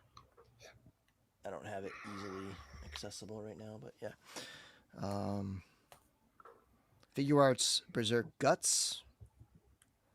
And did not get that. Yeah. Yeah, those deluxe T-Rexes are great. Those are good figures. Big chunky boys. And then Storm Collectibles, Kano? Who's Kano? Is that he's a the guy Mortal Kombat with the metal plate and the red eye. Yeah, I need to pick that guy up. Yeah. And then Axie Toys killing it with the dinos. Cool. Okay. Banners. And now we're in the over $150 range. This is Hot Toys range right here. Back to kind of 6 scale stuff and maybe HasLabs and things like that. Well, yeah, I went kind of the opposite direction just because it's technically not 4, it's 5 figures, but I went with the Mezco Fantastic 4-pack. Oh, there you go. Yeah. Yeah, I think it's pretty awesome, and like I was mentioning last week, it's like, all right, I don't need to buy any more Fantastic Four figures anymore. Like this Ever is, again. yeah. I'm like, it's not, it's just a great set. I'm very happy with it. So I feel like that's what I'm going to say when the Doctor Doom comes. I'm going to be like, okay, I don't need to. I'm done here. yeah. Like I mean, I have one of the old Marvel Legends if I didn't care for it or if I wanted to pose it in a different way or something like that. But like, yeah, I'm hopefully getting like definitive toys that I'll just keep for as Ever. long as I'm collecting, or Yeah. as long as I have my display standing. Yeah. My best over 150. I mean, guys, what I said about the Battle Cat, but that was so expensive. I think that's kind of above and beyond. But to keep it near that mark, I'm going to go with Masterpiece Skyfire from the Takara Tomy Transformer Masterpieces. That was just an unbelievable figure. The nice, clean transformation. It did exactly what its job was. Its job was to look like the cartoon jumped out of the screen, 3D plastic in front of you. Everything from the transformation is really cool. It looks good in both modes. It comes with a small Optimus Prime and several other Autobot figures, so you can have them riding inside them. You can do a lot of different things there. The display stand it comes with is great, whether you're displaying them in jet mode or robot mode. All the accessories are great. It was not cheap, but it's really, really great figure. And other than, because I already put the Mondo He-Man and we've talked about Battle Cat, that was probably the most expensive figure that I bought. Obviously, we got Death Source, we've got the Hiss Tank, but again, those are completely disparate categories to me. So yeah, I'm going to go with the Masterpiece Skyfire. So for me, I'm going back to Exo-6, and I would still put Quark at the top, but the Locutus figure is awesome too.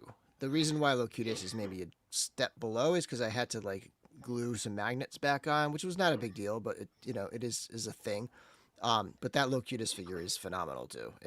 They went all out with it, and it feels like the shift. You know how you get like a DX Hot Toys versus the regular Hot Toys? Like that's how it felt. It had all the foam casing inside, and yeah, that figure rocks. This is like the Borg Picard figure, right? Yep. Yeah, Locutus of Borg. Yeah, Picard as a Borg. Exactly. I don't have I can't access it at this moment, but it is awesome. Cool. And Blake's talking about the Ultra Magnus that he just said he opened up today. Curtis only just got it this year, but the HasLab Sentinel for Curtis. Jade's talking about the Hiss Tank. Let's see what else here. Blake's also the Hiss is tank. Awesome. So it really is. Yeah. And then back to the Cad Bane, Book of Boba Fett Cad Bane. And anything Yeah, I've heard tons of good things about that Cad Bane. That was like near the point where I'm like, I'm going to hold off on pre-ordering on stuff. So I held off on that one. Yeah. Maybe down the line. I do really want to get the, what is it? I'm blanking on his name. The guy who, Timothy Oliphant actor, what Cobb Vanth. Yeah, Vanth. Yeah, Cobb, Cab. Yeah, that's all. Cab. Yeah. Cobb. Motu Guru. My wife has given me the side eye, asking me what my. You're not supposed to listen to this show in front of your wife, especially this episode when we talk about all the figures we bought. Unless your wife enables you. Yeah. Right. Yeah, Cobb Vanth.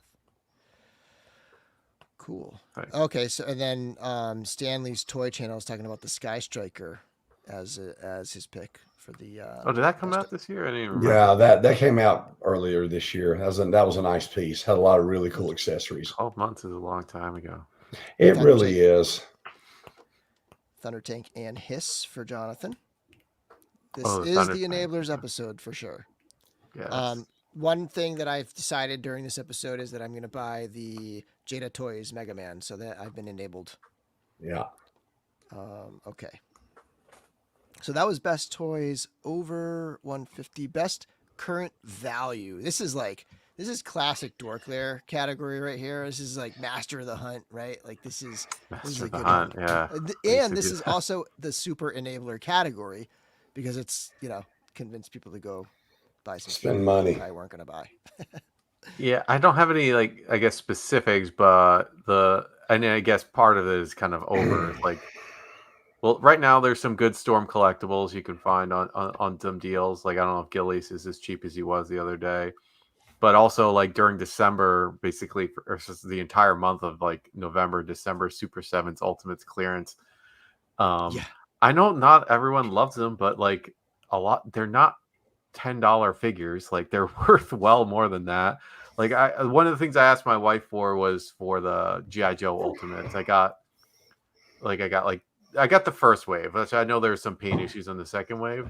The first wave, like are like of Duke, Storm Shadow, not Storm, Snake Eyes, Cobra Commander and stuff. Like they're awesome and they look like they walked off the screen. And so that's for me, like Mhm. as someone who I know Lara, you collected way more toys, and I know you don't really I don't think you care as much for the cartoon where Mhm. I grew up more with the cartoon. I had some toys, but like I really remember the cartoon. So like those to me are great, and I was like extremely happy to get them. Well, see, for me, it was again living in an area where I did not have cable television. Oh yeah, We didn't have GI Joe on the main three, or what I had comic books, right. had the mini comics for Masters of the Universe, and that's why the Filmation and the Sunbow stuff for GI Joe just never. The only, I mean, I like the GI Joe cartoon. Don't get me wrong, but as soon as I discovered the comic book, I was like, get out of here. Yeah.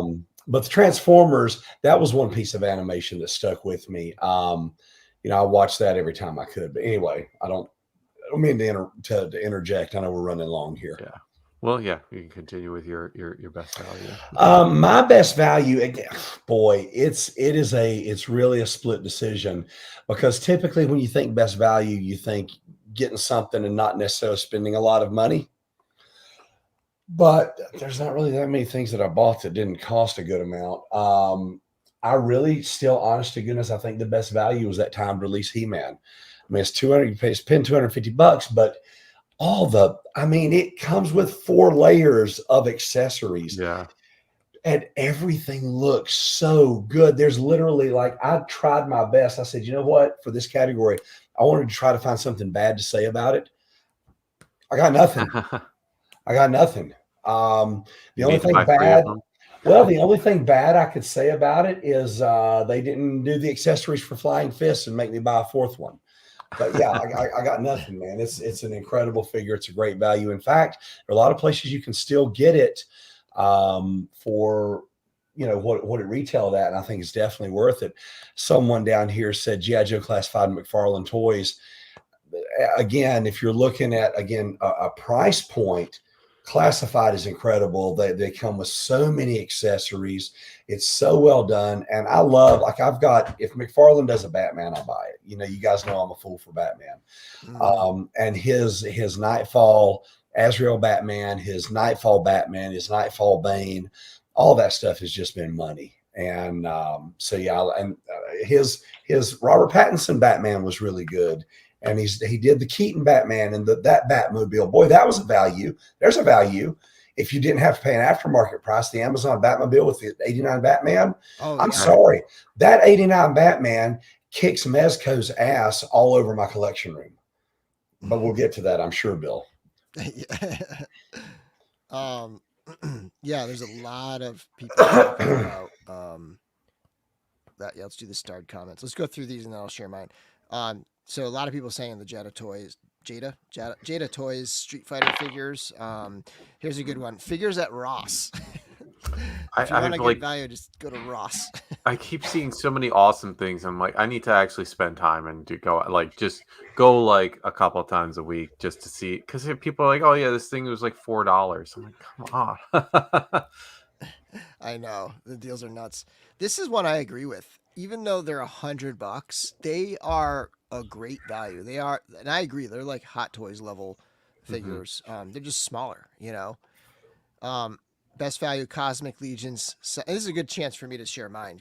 So Hedgehog is saying currently right now I mean, I guess if you're talking about the pre-order price, even better because they were $25 or something like that.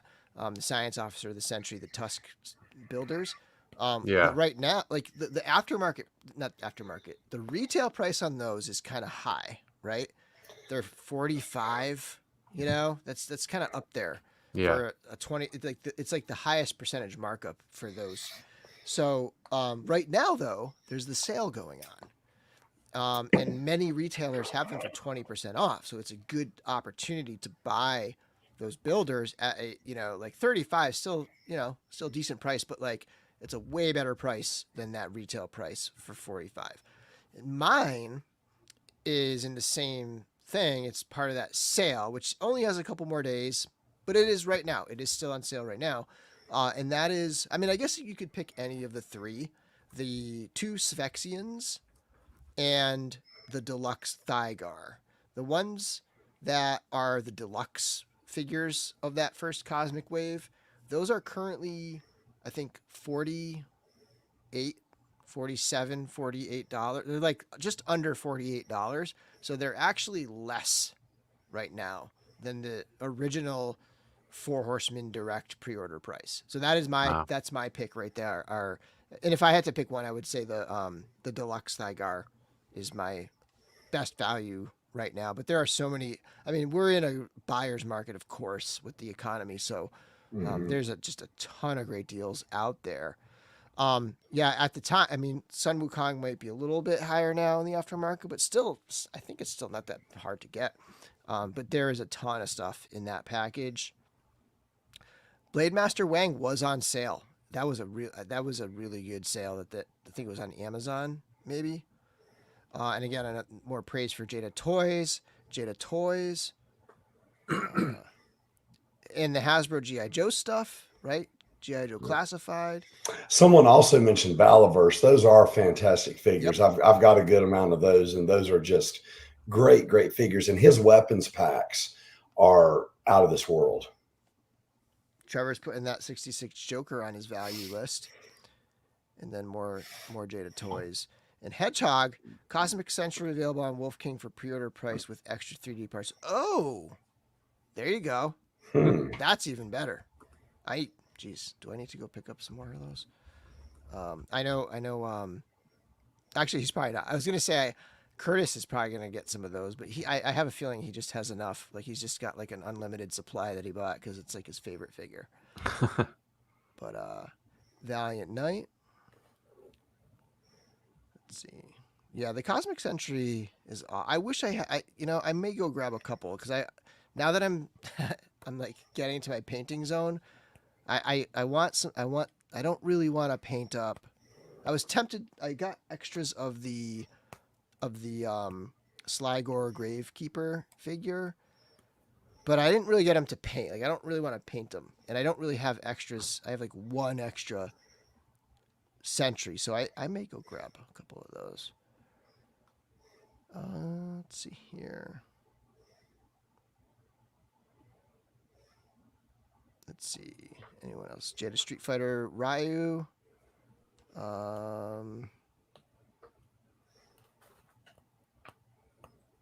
Superpower vehicles.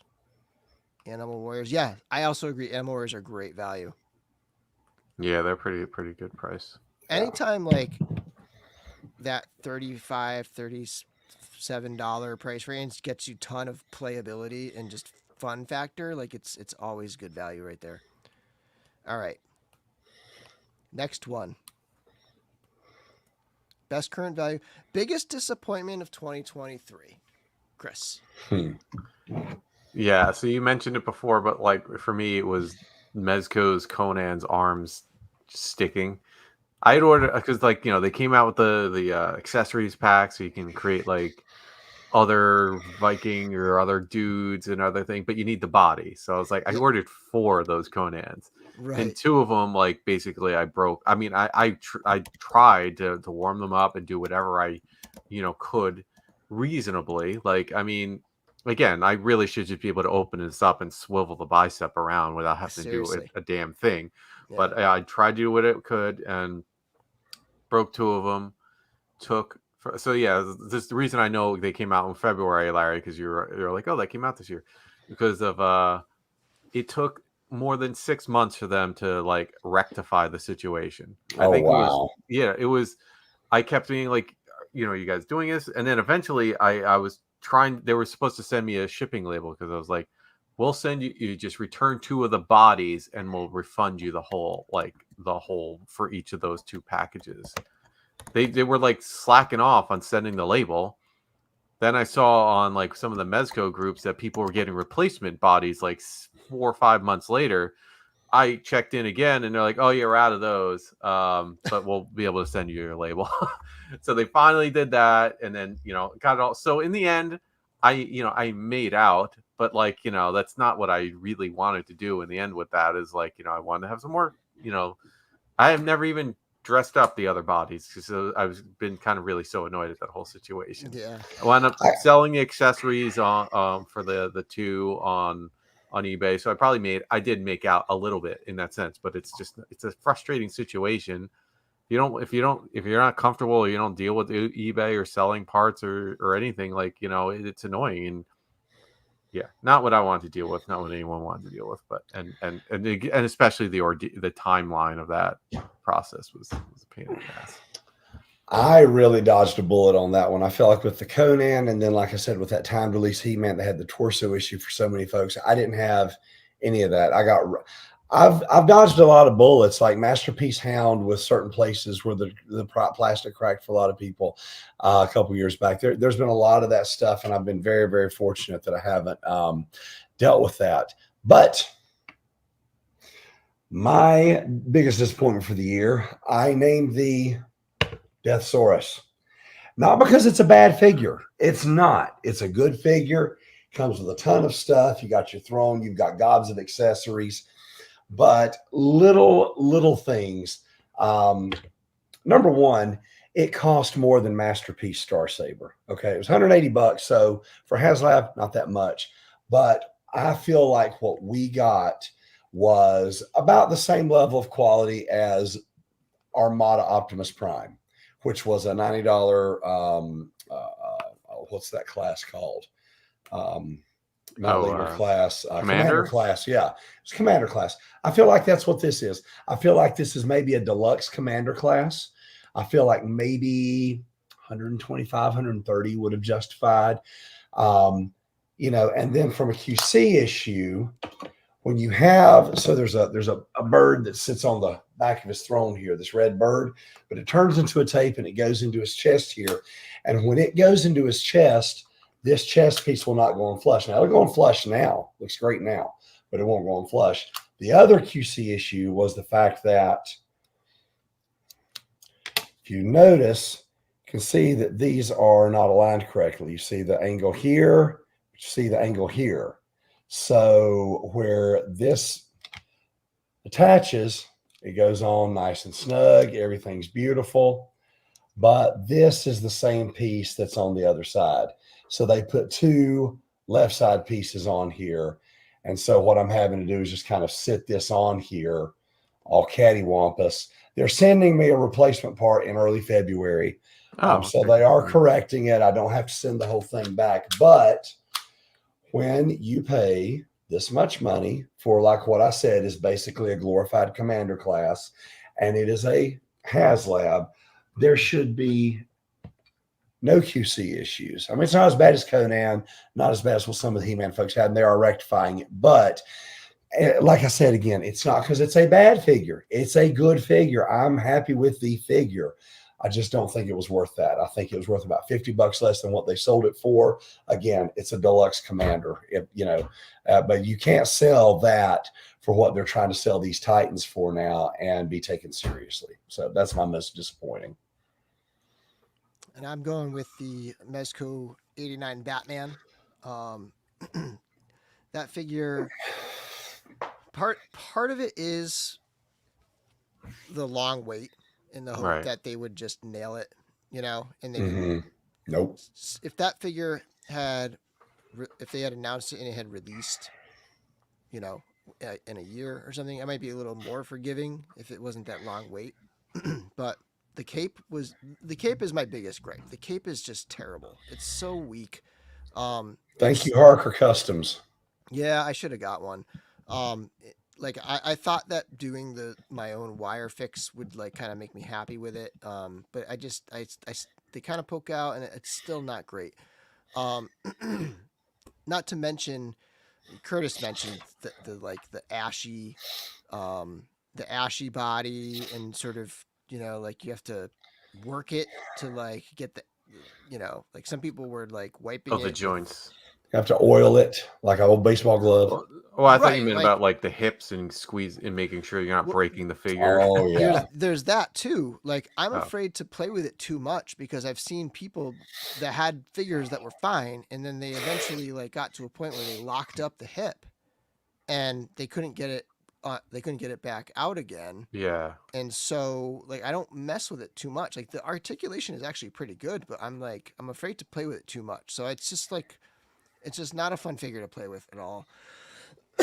So that's mine, and I know a lot of other people have that on their Hmm. list. Um, and then Rob Zamora says anything by Hasbro. Excuse me, hold on one second here. I'm gonna, Yeah. um, anything by Hasbro.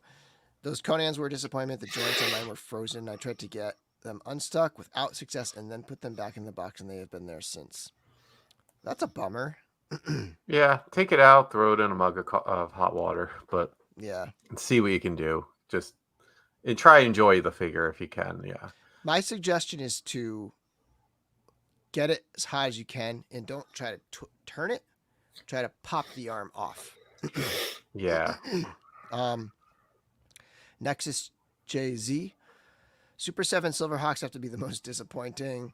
Villains are great, but the Hawks themselves are a mixed bag. Hmm. Brick something. Disappointment. Savage Crucible not being ready. Definitely one of my biggest awaited pre-orders, but I'll be patient because they'll be great. And those will be soon. Those will be Q1, supposedly. So, yeah.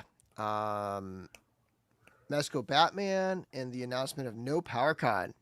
Yeah, that's a big bummer. Yeah. That's And bummer. the three of us were talking about maybe all going this year. Yeah.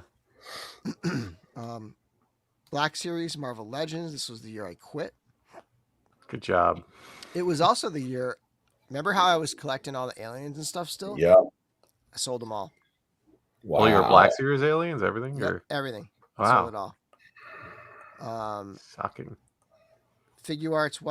There's a couple that I kept. A couple Ewoks and things that I kept. Yeah. But Figure arts One Piece and Berserk lines were super disappointing. The Poxis delay. Yeah.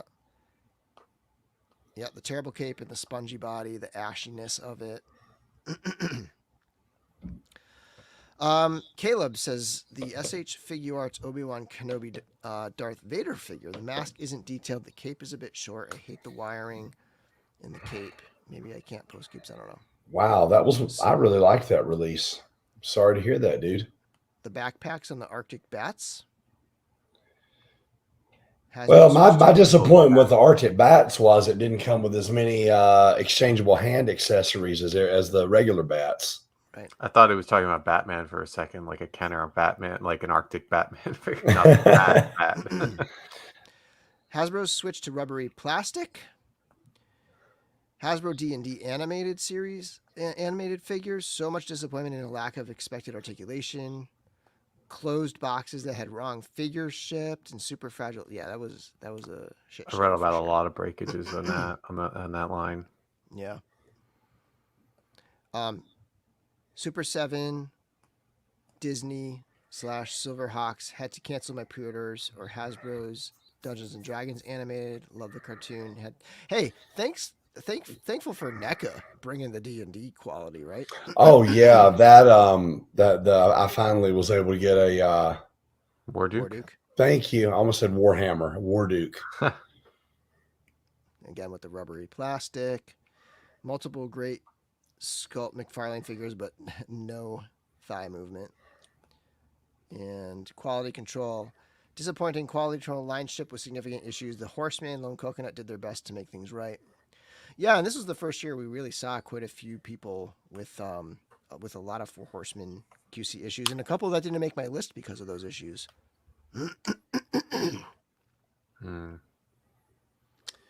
Okay. Next up, biggest surprise of 2023. Let's go in reverse order here. I'll go first, then Larry, then Chris. Biggest surprise of 2023 for me, excuse me, was The Mask of the Red Death. And I know that's a repeat, like we're going to see some repeats now for me.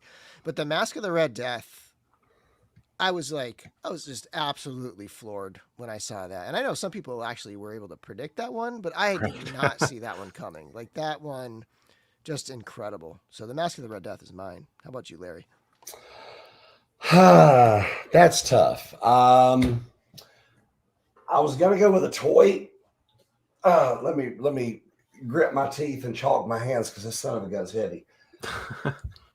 But I'm gonna go with this big ass book. This just arrived today. The surprise was that it arrived. We backed this Kickstarter in February of 22, so it's been almost 2 years. This is the omnibus hardcover of G.I. Joe, The Art of G.I. Joe, A Real American Hero. This is actually, let me take this dust cover off because I do not want to tear it. And this son of a gun. When I tell you guys that this sucker's heavy, I'm talking about it'll give you tendonitis. So basically, this book, sit on my lap like Santa. You can see it's a monster. It's super thick. Let me see if the pages are numbered. It is, golly, it's over 500 pages. Wow. And it goes from 1982 to 1995. And they have gone back and they had digitally remastered every piece of art from every one of the figures. So you've got the figures, you've got them in the box. You've got, those were before they had the swivel arm battle grip. You've got their cards. You've got the different versions of the backings. You've got the mail away for Cobra Commander. Anything that was printed for the G.I. Joe, A Real American Hero line. I mean, you've got big prestige prints of all of the different card art. And then throughout the book, you have fold-out pages. I don't know if you can see this. This is the Ron Rudat art for the Cobra Troopers, for Ace. And then on this side, you've got the Hiss Driver, the different kinds of logos, some of the season 2 folks.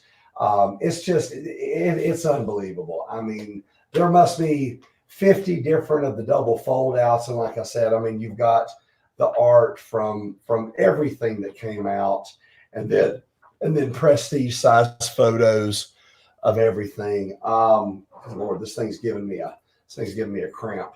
I mean, you even got it talks about the cereals. North Carolina. Yeah, gosh, it's ridiculous. But every single thing that came out, concept art, mailaways. Maybe they should have made it 2 volumes or something. I'm gonna tell you what.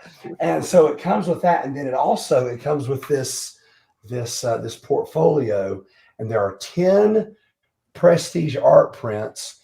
This side is the backer's choice. I don't know if you can see that, backer's choice. And then this side was the editor's choice. So you've got 10 different things that the backers voted on. And then, let me set these down so you can see there. Like, this is the G.I. Joe train set. I mean, it's big prestige prints of the art. That's terrific. Oh, it's unbelievable. Oh, here's one, Bill. This was in honor of your one classified figure this year. Nice.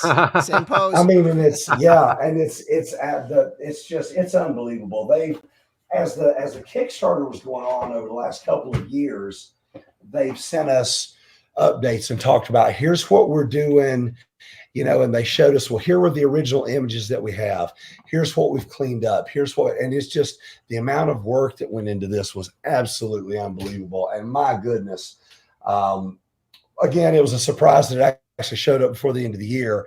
But what a freaking sweet piece of nostalgia this is. I mean, on my bookshelf back here, I've got a lot of those He-Man books, Bill, that you've seen, like the comics compendium and Yeah. the toy Yep. compendiums. I've got a lot of I stuff got a back couple there of from those. the Yep. from the Kenner years and the when Star Wars came back, the Power of the Force years. So something like this is just, it's going to be fun just to flip through it, have the nostalgia. And as a resource, man, it's incredible. So I was so tickled to get that today. A little less thrilled that I had to put on my lifting belt to pick it up and carry it in, but it was definitely worth it. Nice.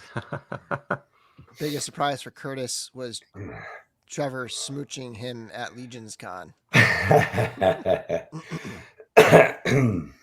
about you, Chris?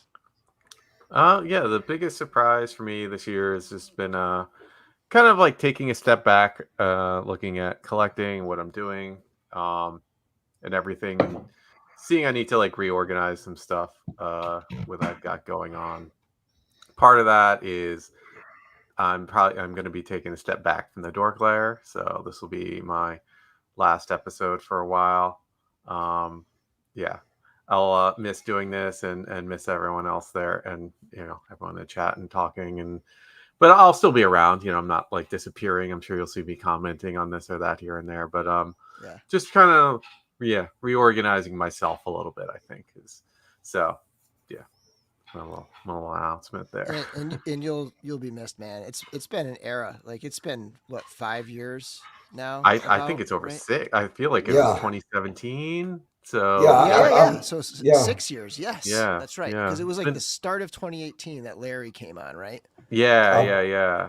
I've known you So, guys yeah. longer than I've known my wife. So there you go. Right. I mean, I'm almost we right saw there. we saw that whole relationship Yeah, evolve. yeah. Yeah, you guys were shocked as I was. I don't know what she was Yeah. thinking. But yeah, I mean, yeah, this is an end of an era, man. We're gonna miss you very much. Very, very I know, much. yeah, I know. It's been it's been a ride. I don't know how many episodes we've done, but it's probably. I mean, I remember we did the 200th at some point, but then we mix in the live streams and everything, so it's kind of like they're not numbered the same anymore. blends. I mean, yeah, yeah, hundreds of times we've hung out virtually. A bunch, yeah. One day it'll be physically. I know. Yeah, I can't wait. Yeah. Yeah, so Chris is leaving, everyone. So yeah, let's see what the chat's got to say here. Hedgehog, oh man, we'll miss you, dude. Do what you got to do, of course, and that's the main thing. It's you gotta do what you got to do. Take care of you. Love the dynamic between the three of you. Get some rest for sure. Yeah. Chris, you're leaving. Yeah, I know. Yeah, and then now we can have Chris on as a special guest, right? Like, Right. Yeah. There you go. Exactly. Yeah, I'm sure I'll pop in here and there. Yeah. Give some Comic-Con reports or something. Right. Definitely. Yeah, totally.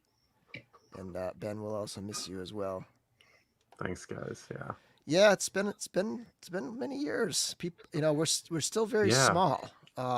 So I don't think people realize how long we've been around. Being as small as we are. Yeah. I mean, it feels like we've been doing the live streams for a long time, but forever. It was just like us meeting on whatever.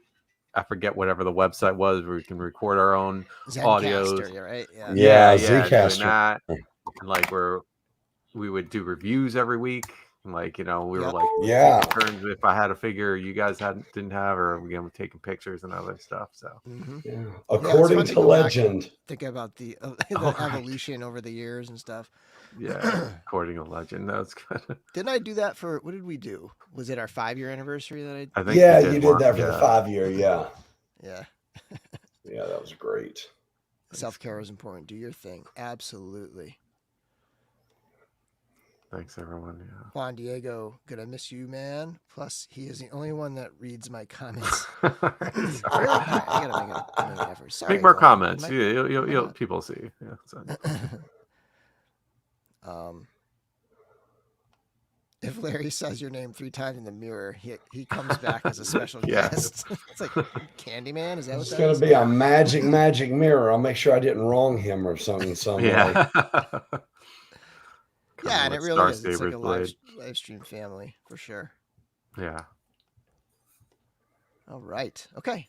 Let's tough to transition now, but let's keep going with it. Yeah. Let's get into the favorite figure. So the next is the big one. This is the overall favorite Oh boy. figure of 2023. Back to the original order. Chris, you go first. I'm gonna go with that Mars Toys 6 scale Batman 66 Joker. It's just terrific figure because with 3 head sculpts. That was kind of the thing that because I was literally going between the 2 Jokers. The other one's terrific. I guess I only have 1 head sculpt because I sold off the other half of the in-art Joker.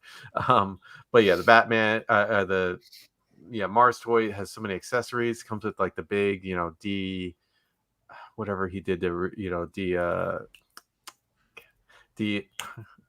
Which when you dehydrate, when you dehydrated everyone, it comes with the gun for that, like all this other stuff. It's just, soft goods great, terrific sculpt. It's like just pops. So that's my favorite so far.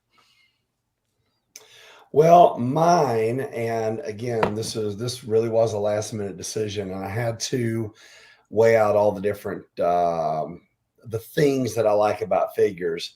I think this is like the 3rd year in a row that something that Steph has gotten me has wound up being my favorite. I'm going with this New Age Cyclonus. Every time I've not got that many of their figures, but it's never disappointing. It's fun, and I marvel at the engineering in this little guy. And when you talk about a value, holy crap! I mean, if you would have told me when I was a kid that I was going to have this, when we saw what the toys looked like at the time, and here's the Hasbro Cyclonus, and it's this brick, and you're going to tell me one day that I was going to have this, dude. This line is just amazing, and I can see myself picking up more of them in the future. Going to get past my birthday because she may have something else in her bag of tricks, so I don't want to spoil that. But that's my what's it actually called? It's actually called the New Age H43EX Target Master. So it's their Target Master Cyclonus. And if you like Transformers and you've never bought third party from me, I was very resistant to it. But if it's a product that Hasbro and Takara are not making and are not going to make, then I don't see any kind of I don't see any moral ambiguity in picking it up. So that's my thought. Just want to say, Curtis with the $5 super chat. Dibs on keeping Chris's seat warm. My name is close too, so it won't be too hard for Larry to learn. Awesome. Why's the meathead the dumb one that can't learn a name? So this is great news because the other part of the announcement I wanted to make is that we're going to be changing topics just a little bit here, and this is going to become 100% Andor and the vintage collection. It's all Andor conversation, so I'm so excited for Curtis to be on just at this perfect opportunity. You remember what I said about those soapboxes? I've got them everywhere.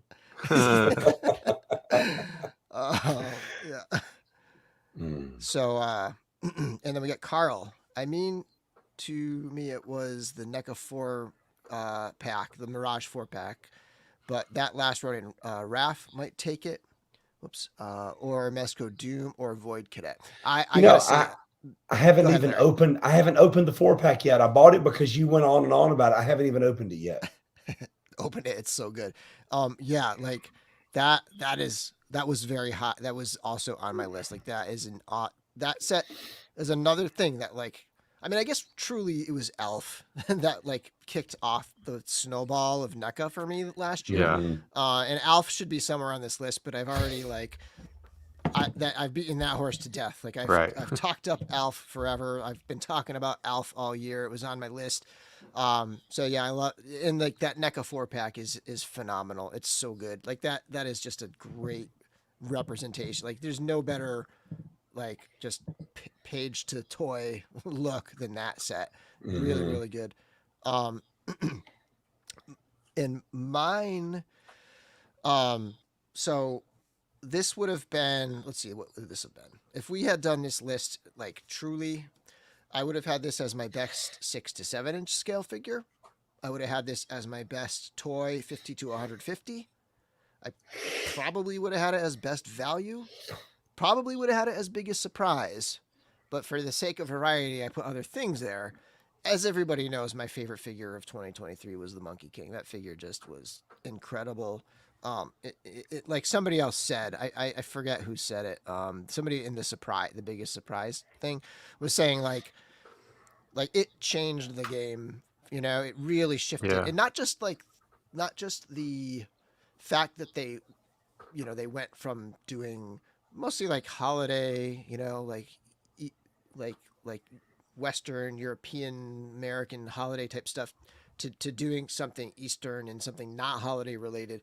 But also the fact that it was the first one that was like tons and tons of new sculpt in tooling and stuff. Mhm. It was so much fun diving into something. Of all of the ones, it's the one I have the least like knowledge about the lore and Yeah, experience yeah, with. So same. that was super fun to like learn, right? Like when a toy becomes a learning experience, right? Like all that stuff just came together. But yeah, so the Monkey King, and again, another horse that's been beaten dead. Like I've been talking about how much I love that figure forever. So yeah, and let's see. I'm trying to figure out where the chat is here with this stuff. So Jeremy says retail headless horseman.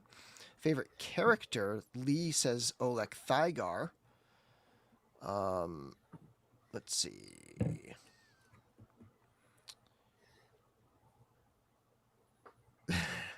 This channel went downhill since Chris left. That's a good one. Yes.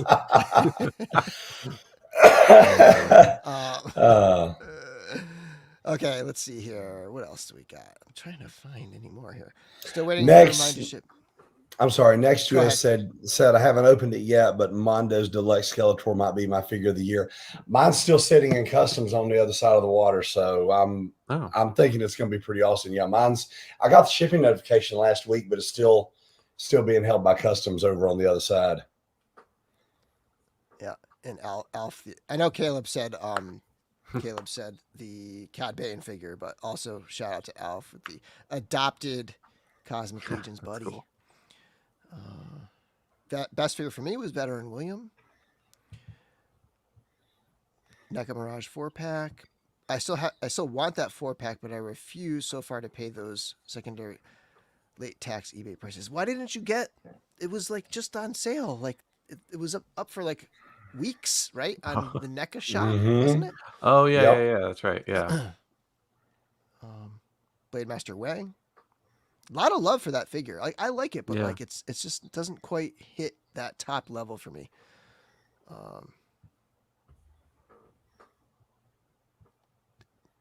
I enjoyed your surprise reveal, Bill. That was awesome. I'm assuming Monkey King probably. Yeah. Curtis with some annoying QC issues on his deluxe Skeletor. They're usually pretty good with replacing stuff. Blake with the $5. My favorite figure of this year has to be my Eric Miller Custom Legion Spawn figure, and that's like another thing. I'm not putting customs on. It's just not even fair because my Buzz Off and Yeah, my right. Clawful.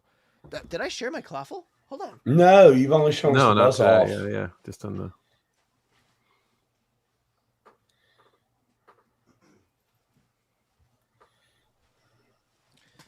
So this was Corey Schwarzenhofer, aka Steam Powered Mom on Instagram.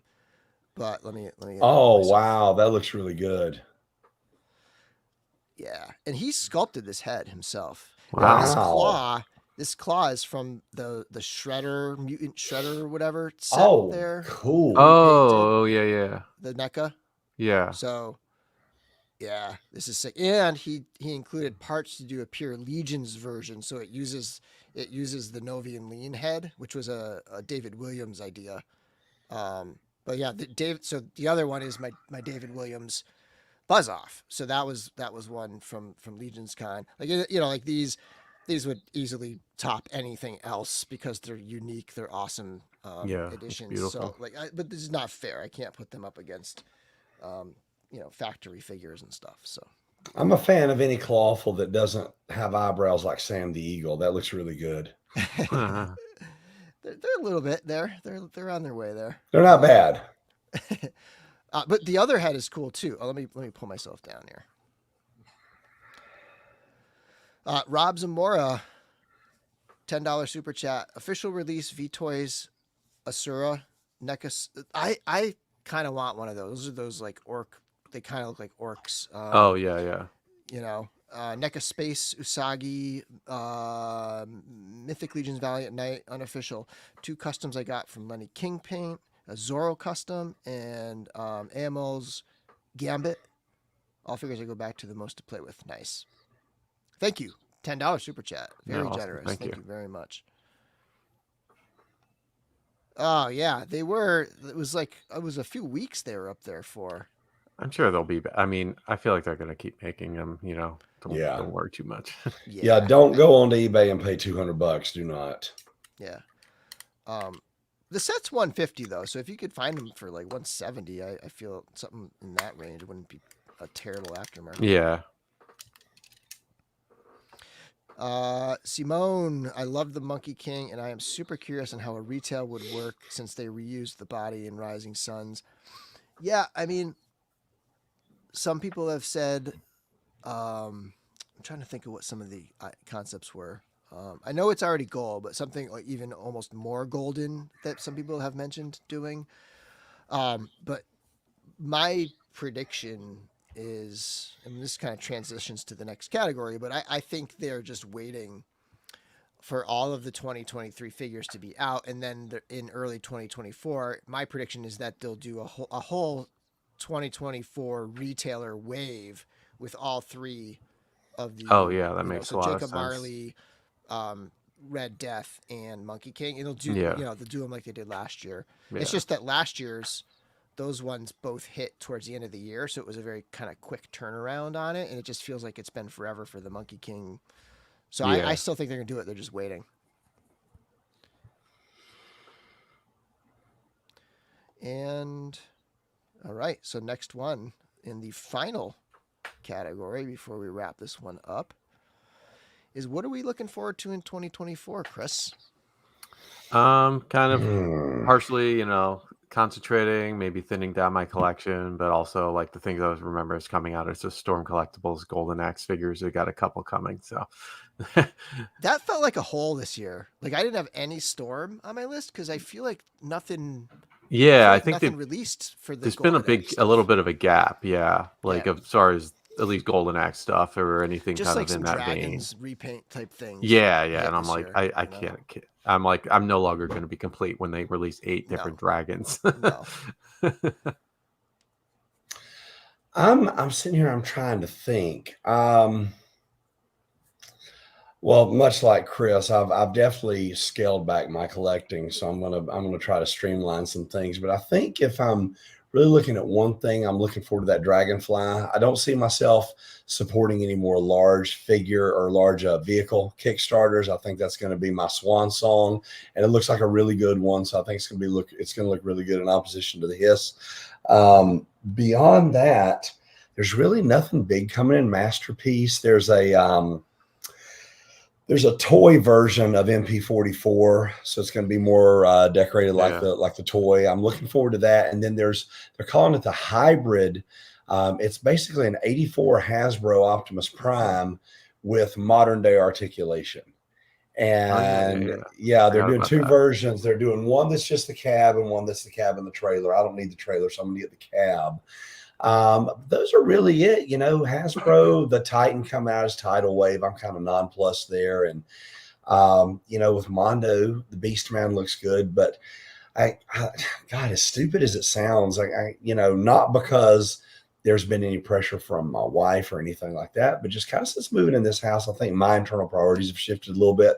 I'm always going to collect. I'm always going to want to collect, but now I think I'm just going to be a little more targeted with things. Kind of, I guess, probably where your head is, Chris. And try to streamline some things and just be more intentional in what I buy instead of as scattershot as I have been. With the classified line, we're getting once we complete that 82 and 83 line, I'm going to pull back from that. And there's not a whole lot else. There's not a ton else. There's some Nightfall, not Mayfix. Mezco, Mayfix. Yes, the Nightfall Mayfix. I'm really looking forward to. So if I got to pull out some individual pieces, I think those are going to be really cool. But beyond that, maybe some more of these guys to satisfy the collecting bone at a lower price point and take up a little less shelf space. For me, it's all of the Kickstarters that we backed this year. So Biblical Adventures, Armies of Ashmore, Savage Crucible, Meta Travelers, all these ones that like we've been all excited for in 2023. That's the stuff that's going to be landing in 2024. I mean, Biblical Adventures and Savage Crucible are going to be in the first quarter, most likely. Like, January, February, March. Yeah, I mean, I think like Biblical might be March. They're going to be first quarter, maybe second quarter, but like they're coming soon, and that's a lot of stuff.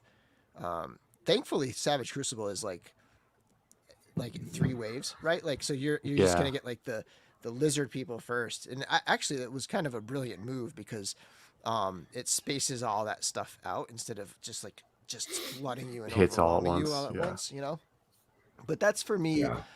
A lot of them we helped work towards funding and promoting and helping them, spread the word and stuff like that. And I'm, friends with people from all of them. I definitely want to get Eric Miller on the show and maybe get Nikki Nicole to talk some Savage Crucible because I think that'll be the first thing to hit. Yeah. So like early this year, I want to have them on. I haven't announced this yet to anyone, but I'm also looking forward to bringing back the Toy Tubers podcast. Oh, cool. I got a couple people lined up. I don't have any dates set yet for recording, but like I'm just waiting to get through the holidays, and then we're gonna start setting up dates. I'm gonna do the same thing as last year, where I'm gonna do it separately. Like I'm gonna do the recordings, and I'm gonna have them lined up, and then I'm gonna release them either in batches or like have it all kind of like set, and then it'll be like 10 weeks in a row of Toy Tubers, just like we did last year. Nice. Yeah. So I'm going to bring that back. I was on the fence because it was not very successful in terms of like people watching. Nobody really watched them. I don't want to say nobody because people watched, people commented, and people have expressed their love for the show. But when you compare it to the other things, most of the audience that usually watches my videos weren't watching them. But they're fun, and I know some people like them, so I'm bringing it back. And I'm trying to go with all new guests. So, and I'm not going to announce any guests yet, but I've got at least 4 guests lined up. So I'm working on 6 more, but I'll get there. So yeah. Awesome. And then there was one other comment. So we're bringing on one more last category. This is the power of the super chat here, everybody. $5 super chat. But this is the only one, so don't be doing any more of these. We're done after this one. It's 11 o'clock. Can we do like a most overlooked figures? I feel like the Attila and Gorgo 2-pack got glossed over. And yeah, he was referring back to a previous comment. But yeah, that Gorgo, I would agree that got kind of overlooked. It did make my list. But yeah, like that is an awesome piece, and it's the one that I have been all year telling people, if you want to like get your first legions, your first mythic legions, get that set. It's the perfect introduction. It's still like selling for less than the retail price. I know the original price was $100, but that's like the Kickstarter price or whatever. But the current, I mean, it's $150 as the retail, like it's reasonable price. But it's like $120, $130 even on eBay. So that is a great point. Awesome set. So I'm just gonna go ahead and agree with that one. And then Chris, anything overlooked that you want to? I mean, I guess I mean, just because Larry mentioned the company before that I don't think anyone's picked for any of our categories, even though I love them, as Bayfix. Like, I think they're just there. They constantly put out like awesome, mostly comic related figures, and they're just like they're good, solid figure line. I love Mafex figures. It's hard to fit them in with the categories. It's really Yeah. And that's exactly where I was going to go. The two main ones, I'm trying to think if there were any. I don't think there were any Batmans. I know I ordered the Hush Superman, but that's the reissue, but that's not arrived yet. But the two Mafex that I got this year were Black Noir and Starlight. And I'm just going to say that there are 4 figures from the boys line that have come out. There are those two, Homelander and Billy Butcher, and all 4 of those figures are grossly underrated. They're fantastic. The other underrated figures, and I can't really put it on one, the other ones, because you don't hear as much about the line now, is Figuarts. And the Figuarts Marvel stuff was so big for so long, but the movies had been such unmitigated dog vomit for the last 3 years. You don't hear much about the figures. Their figures that came out this way from No Way Home, off the chart. Friendly Neighborhood Spider-Man, Amazing Spider-Man, The Final Battle, Tom Holland Spider-Man, unbelievable pieces. And the final Swing Spider-Man will be coming out soon. And I'm sure this will make my 2024 list, because I don't have it yet, is going to be that Figuarts Green Goblin, which we haven't gotten yet. Nice. So there's some really good stuff from there that's been, that Figuarts MCU line has been overlooked because the movies and shows have not been any kind of quality. So it's not gotten nearly the buzz that it did in game and prior. But those Spider-Man figures, if you like Spidey, don't sleep on those. If you can find them for a good discount, please pick those up. You'll be very happy. All right. And I didn't see too many other ones in the chat for this, but Trevor did say that Attila 2 is doing really well in the Legion's Lounge top 5. So this coming Monday, we are going to be doing the Legion's top 5, Legions in Figura and special releases and all that on the Legion's Lounge Monday night. And so we had sent a poll out, and everybody's voting on the polls right now. So cool. So tune in Monday night for the lounge. Also a reminder to tune in next Thursday for the Legion's Ladies, and they'll be going on at so that would be the 4th, and they're going to go on at 7:30. And so thank you, Chris, for the many years. Absolutely. Being with thanks, us. guys. No, it's been fun. Thank you very much. You guys too. Very much. Here. It's been a good ride. Yeah. You're still stuck on the group chat though, so you're not escaping. Oh, that's fine. Yeah, I hope so. I hope I don't listen like, it's been 3 months since I've heard from you. The Bill and Larry chat now. Yeah. Oh boy, that would be a nightmare. You don't want to be stuck in a room with me. Yeah. All right, everybody. That'll do it for tonight. Happy New Year, everyone. Yeah, Happy New Happy Year. New Year. And until next time, may the Force be with you. Follow me into the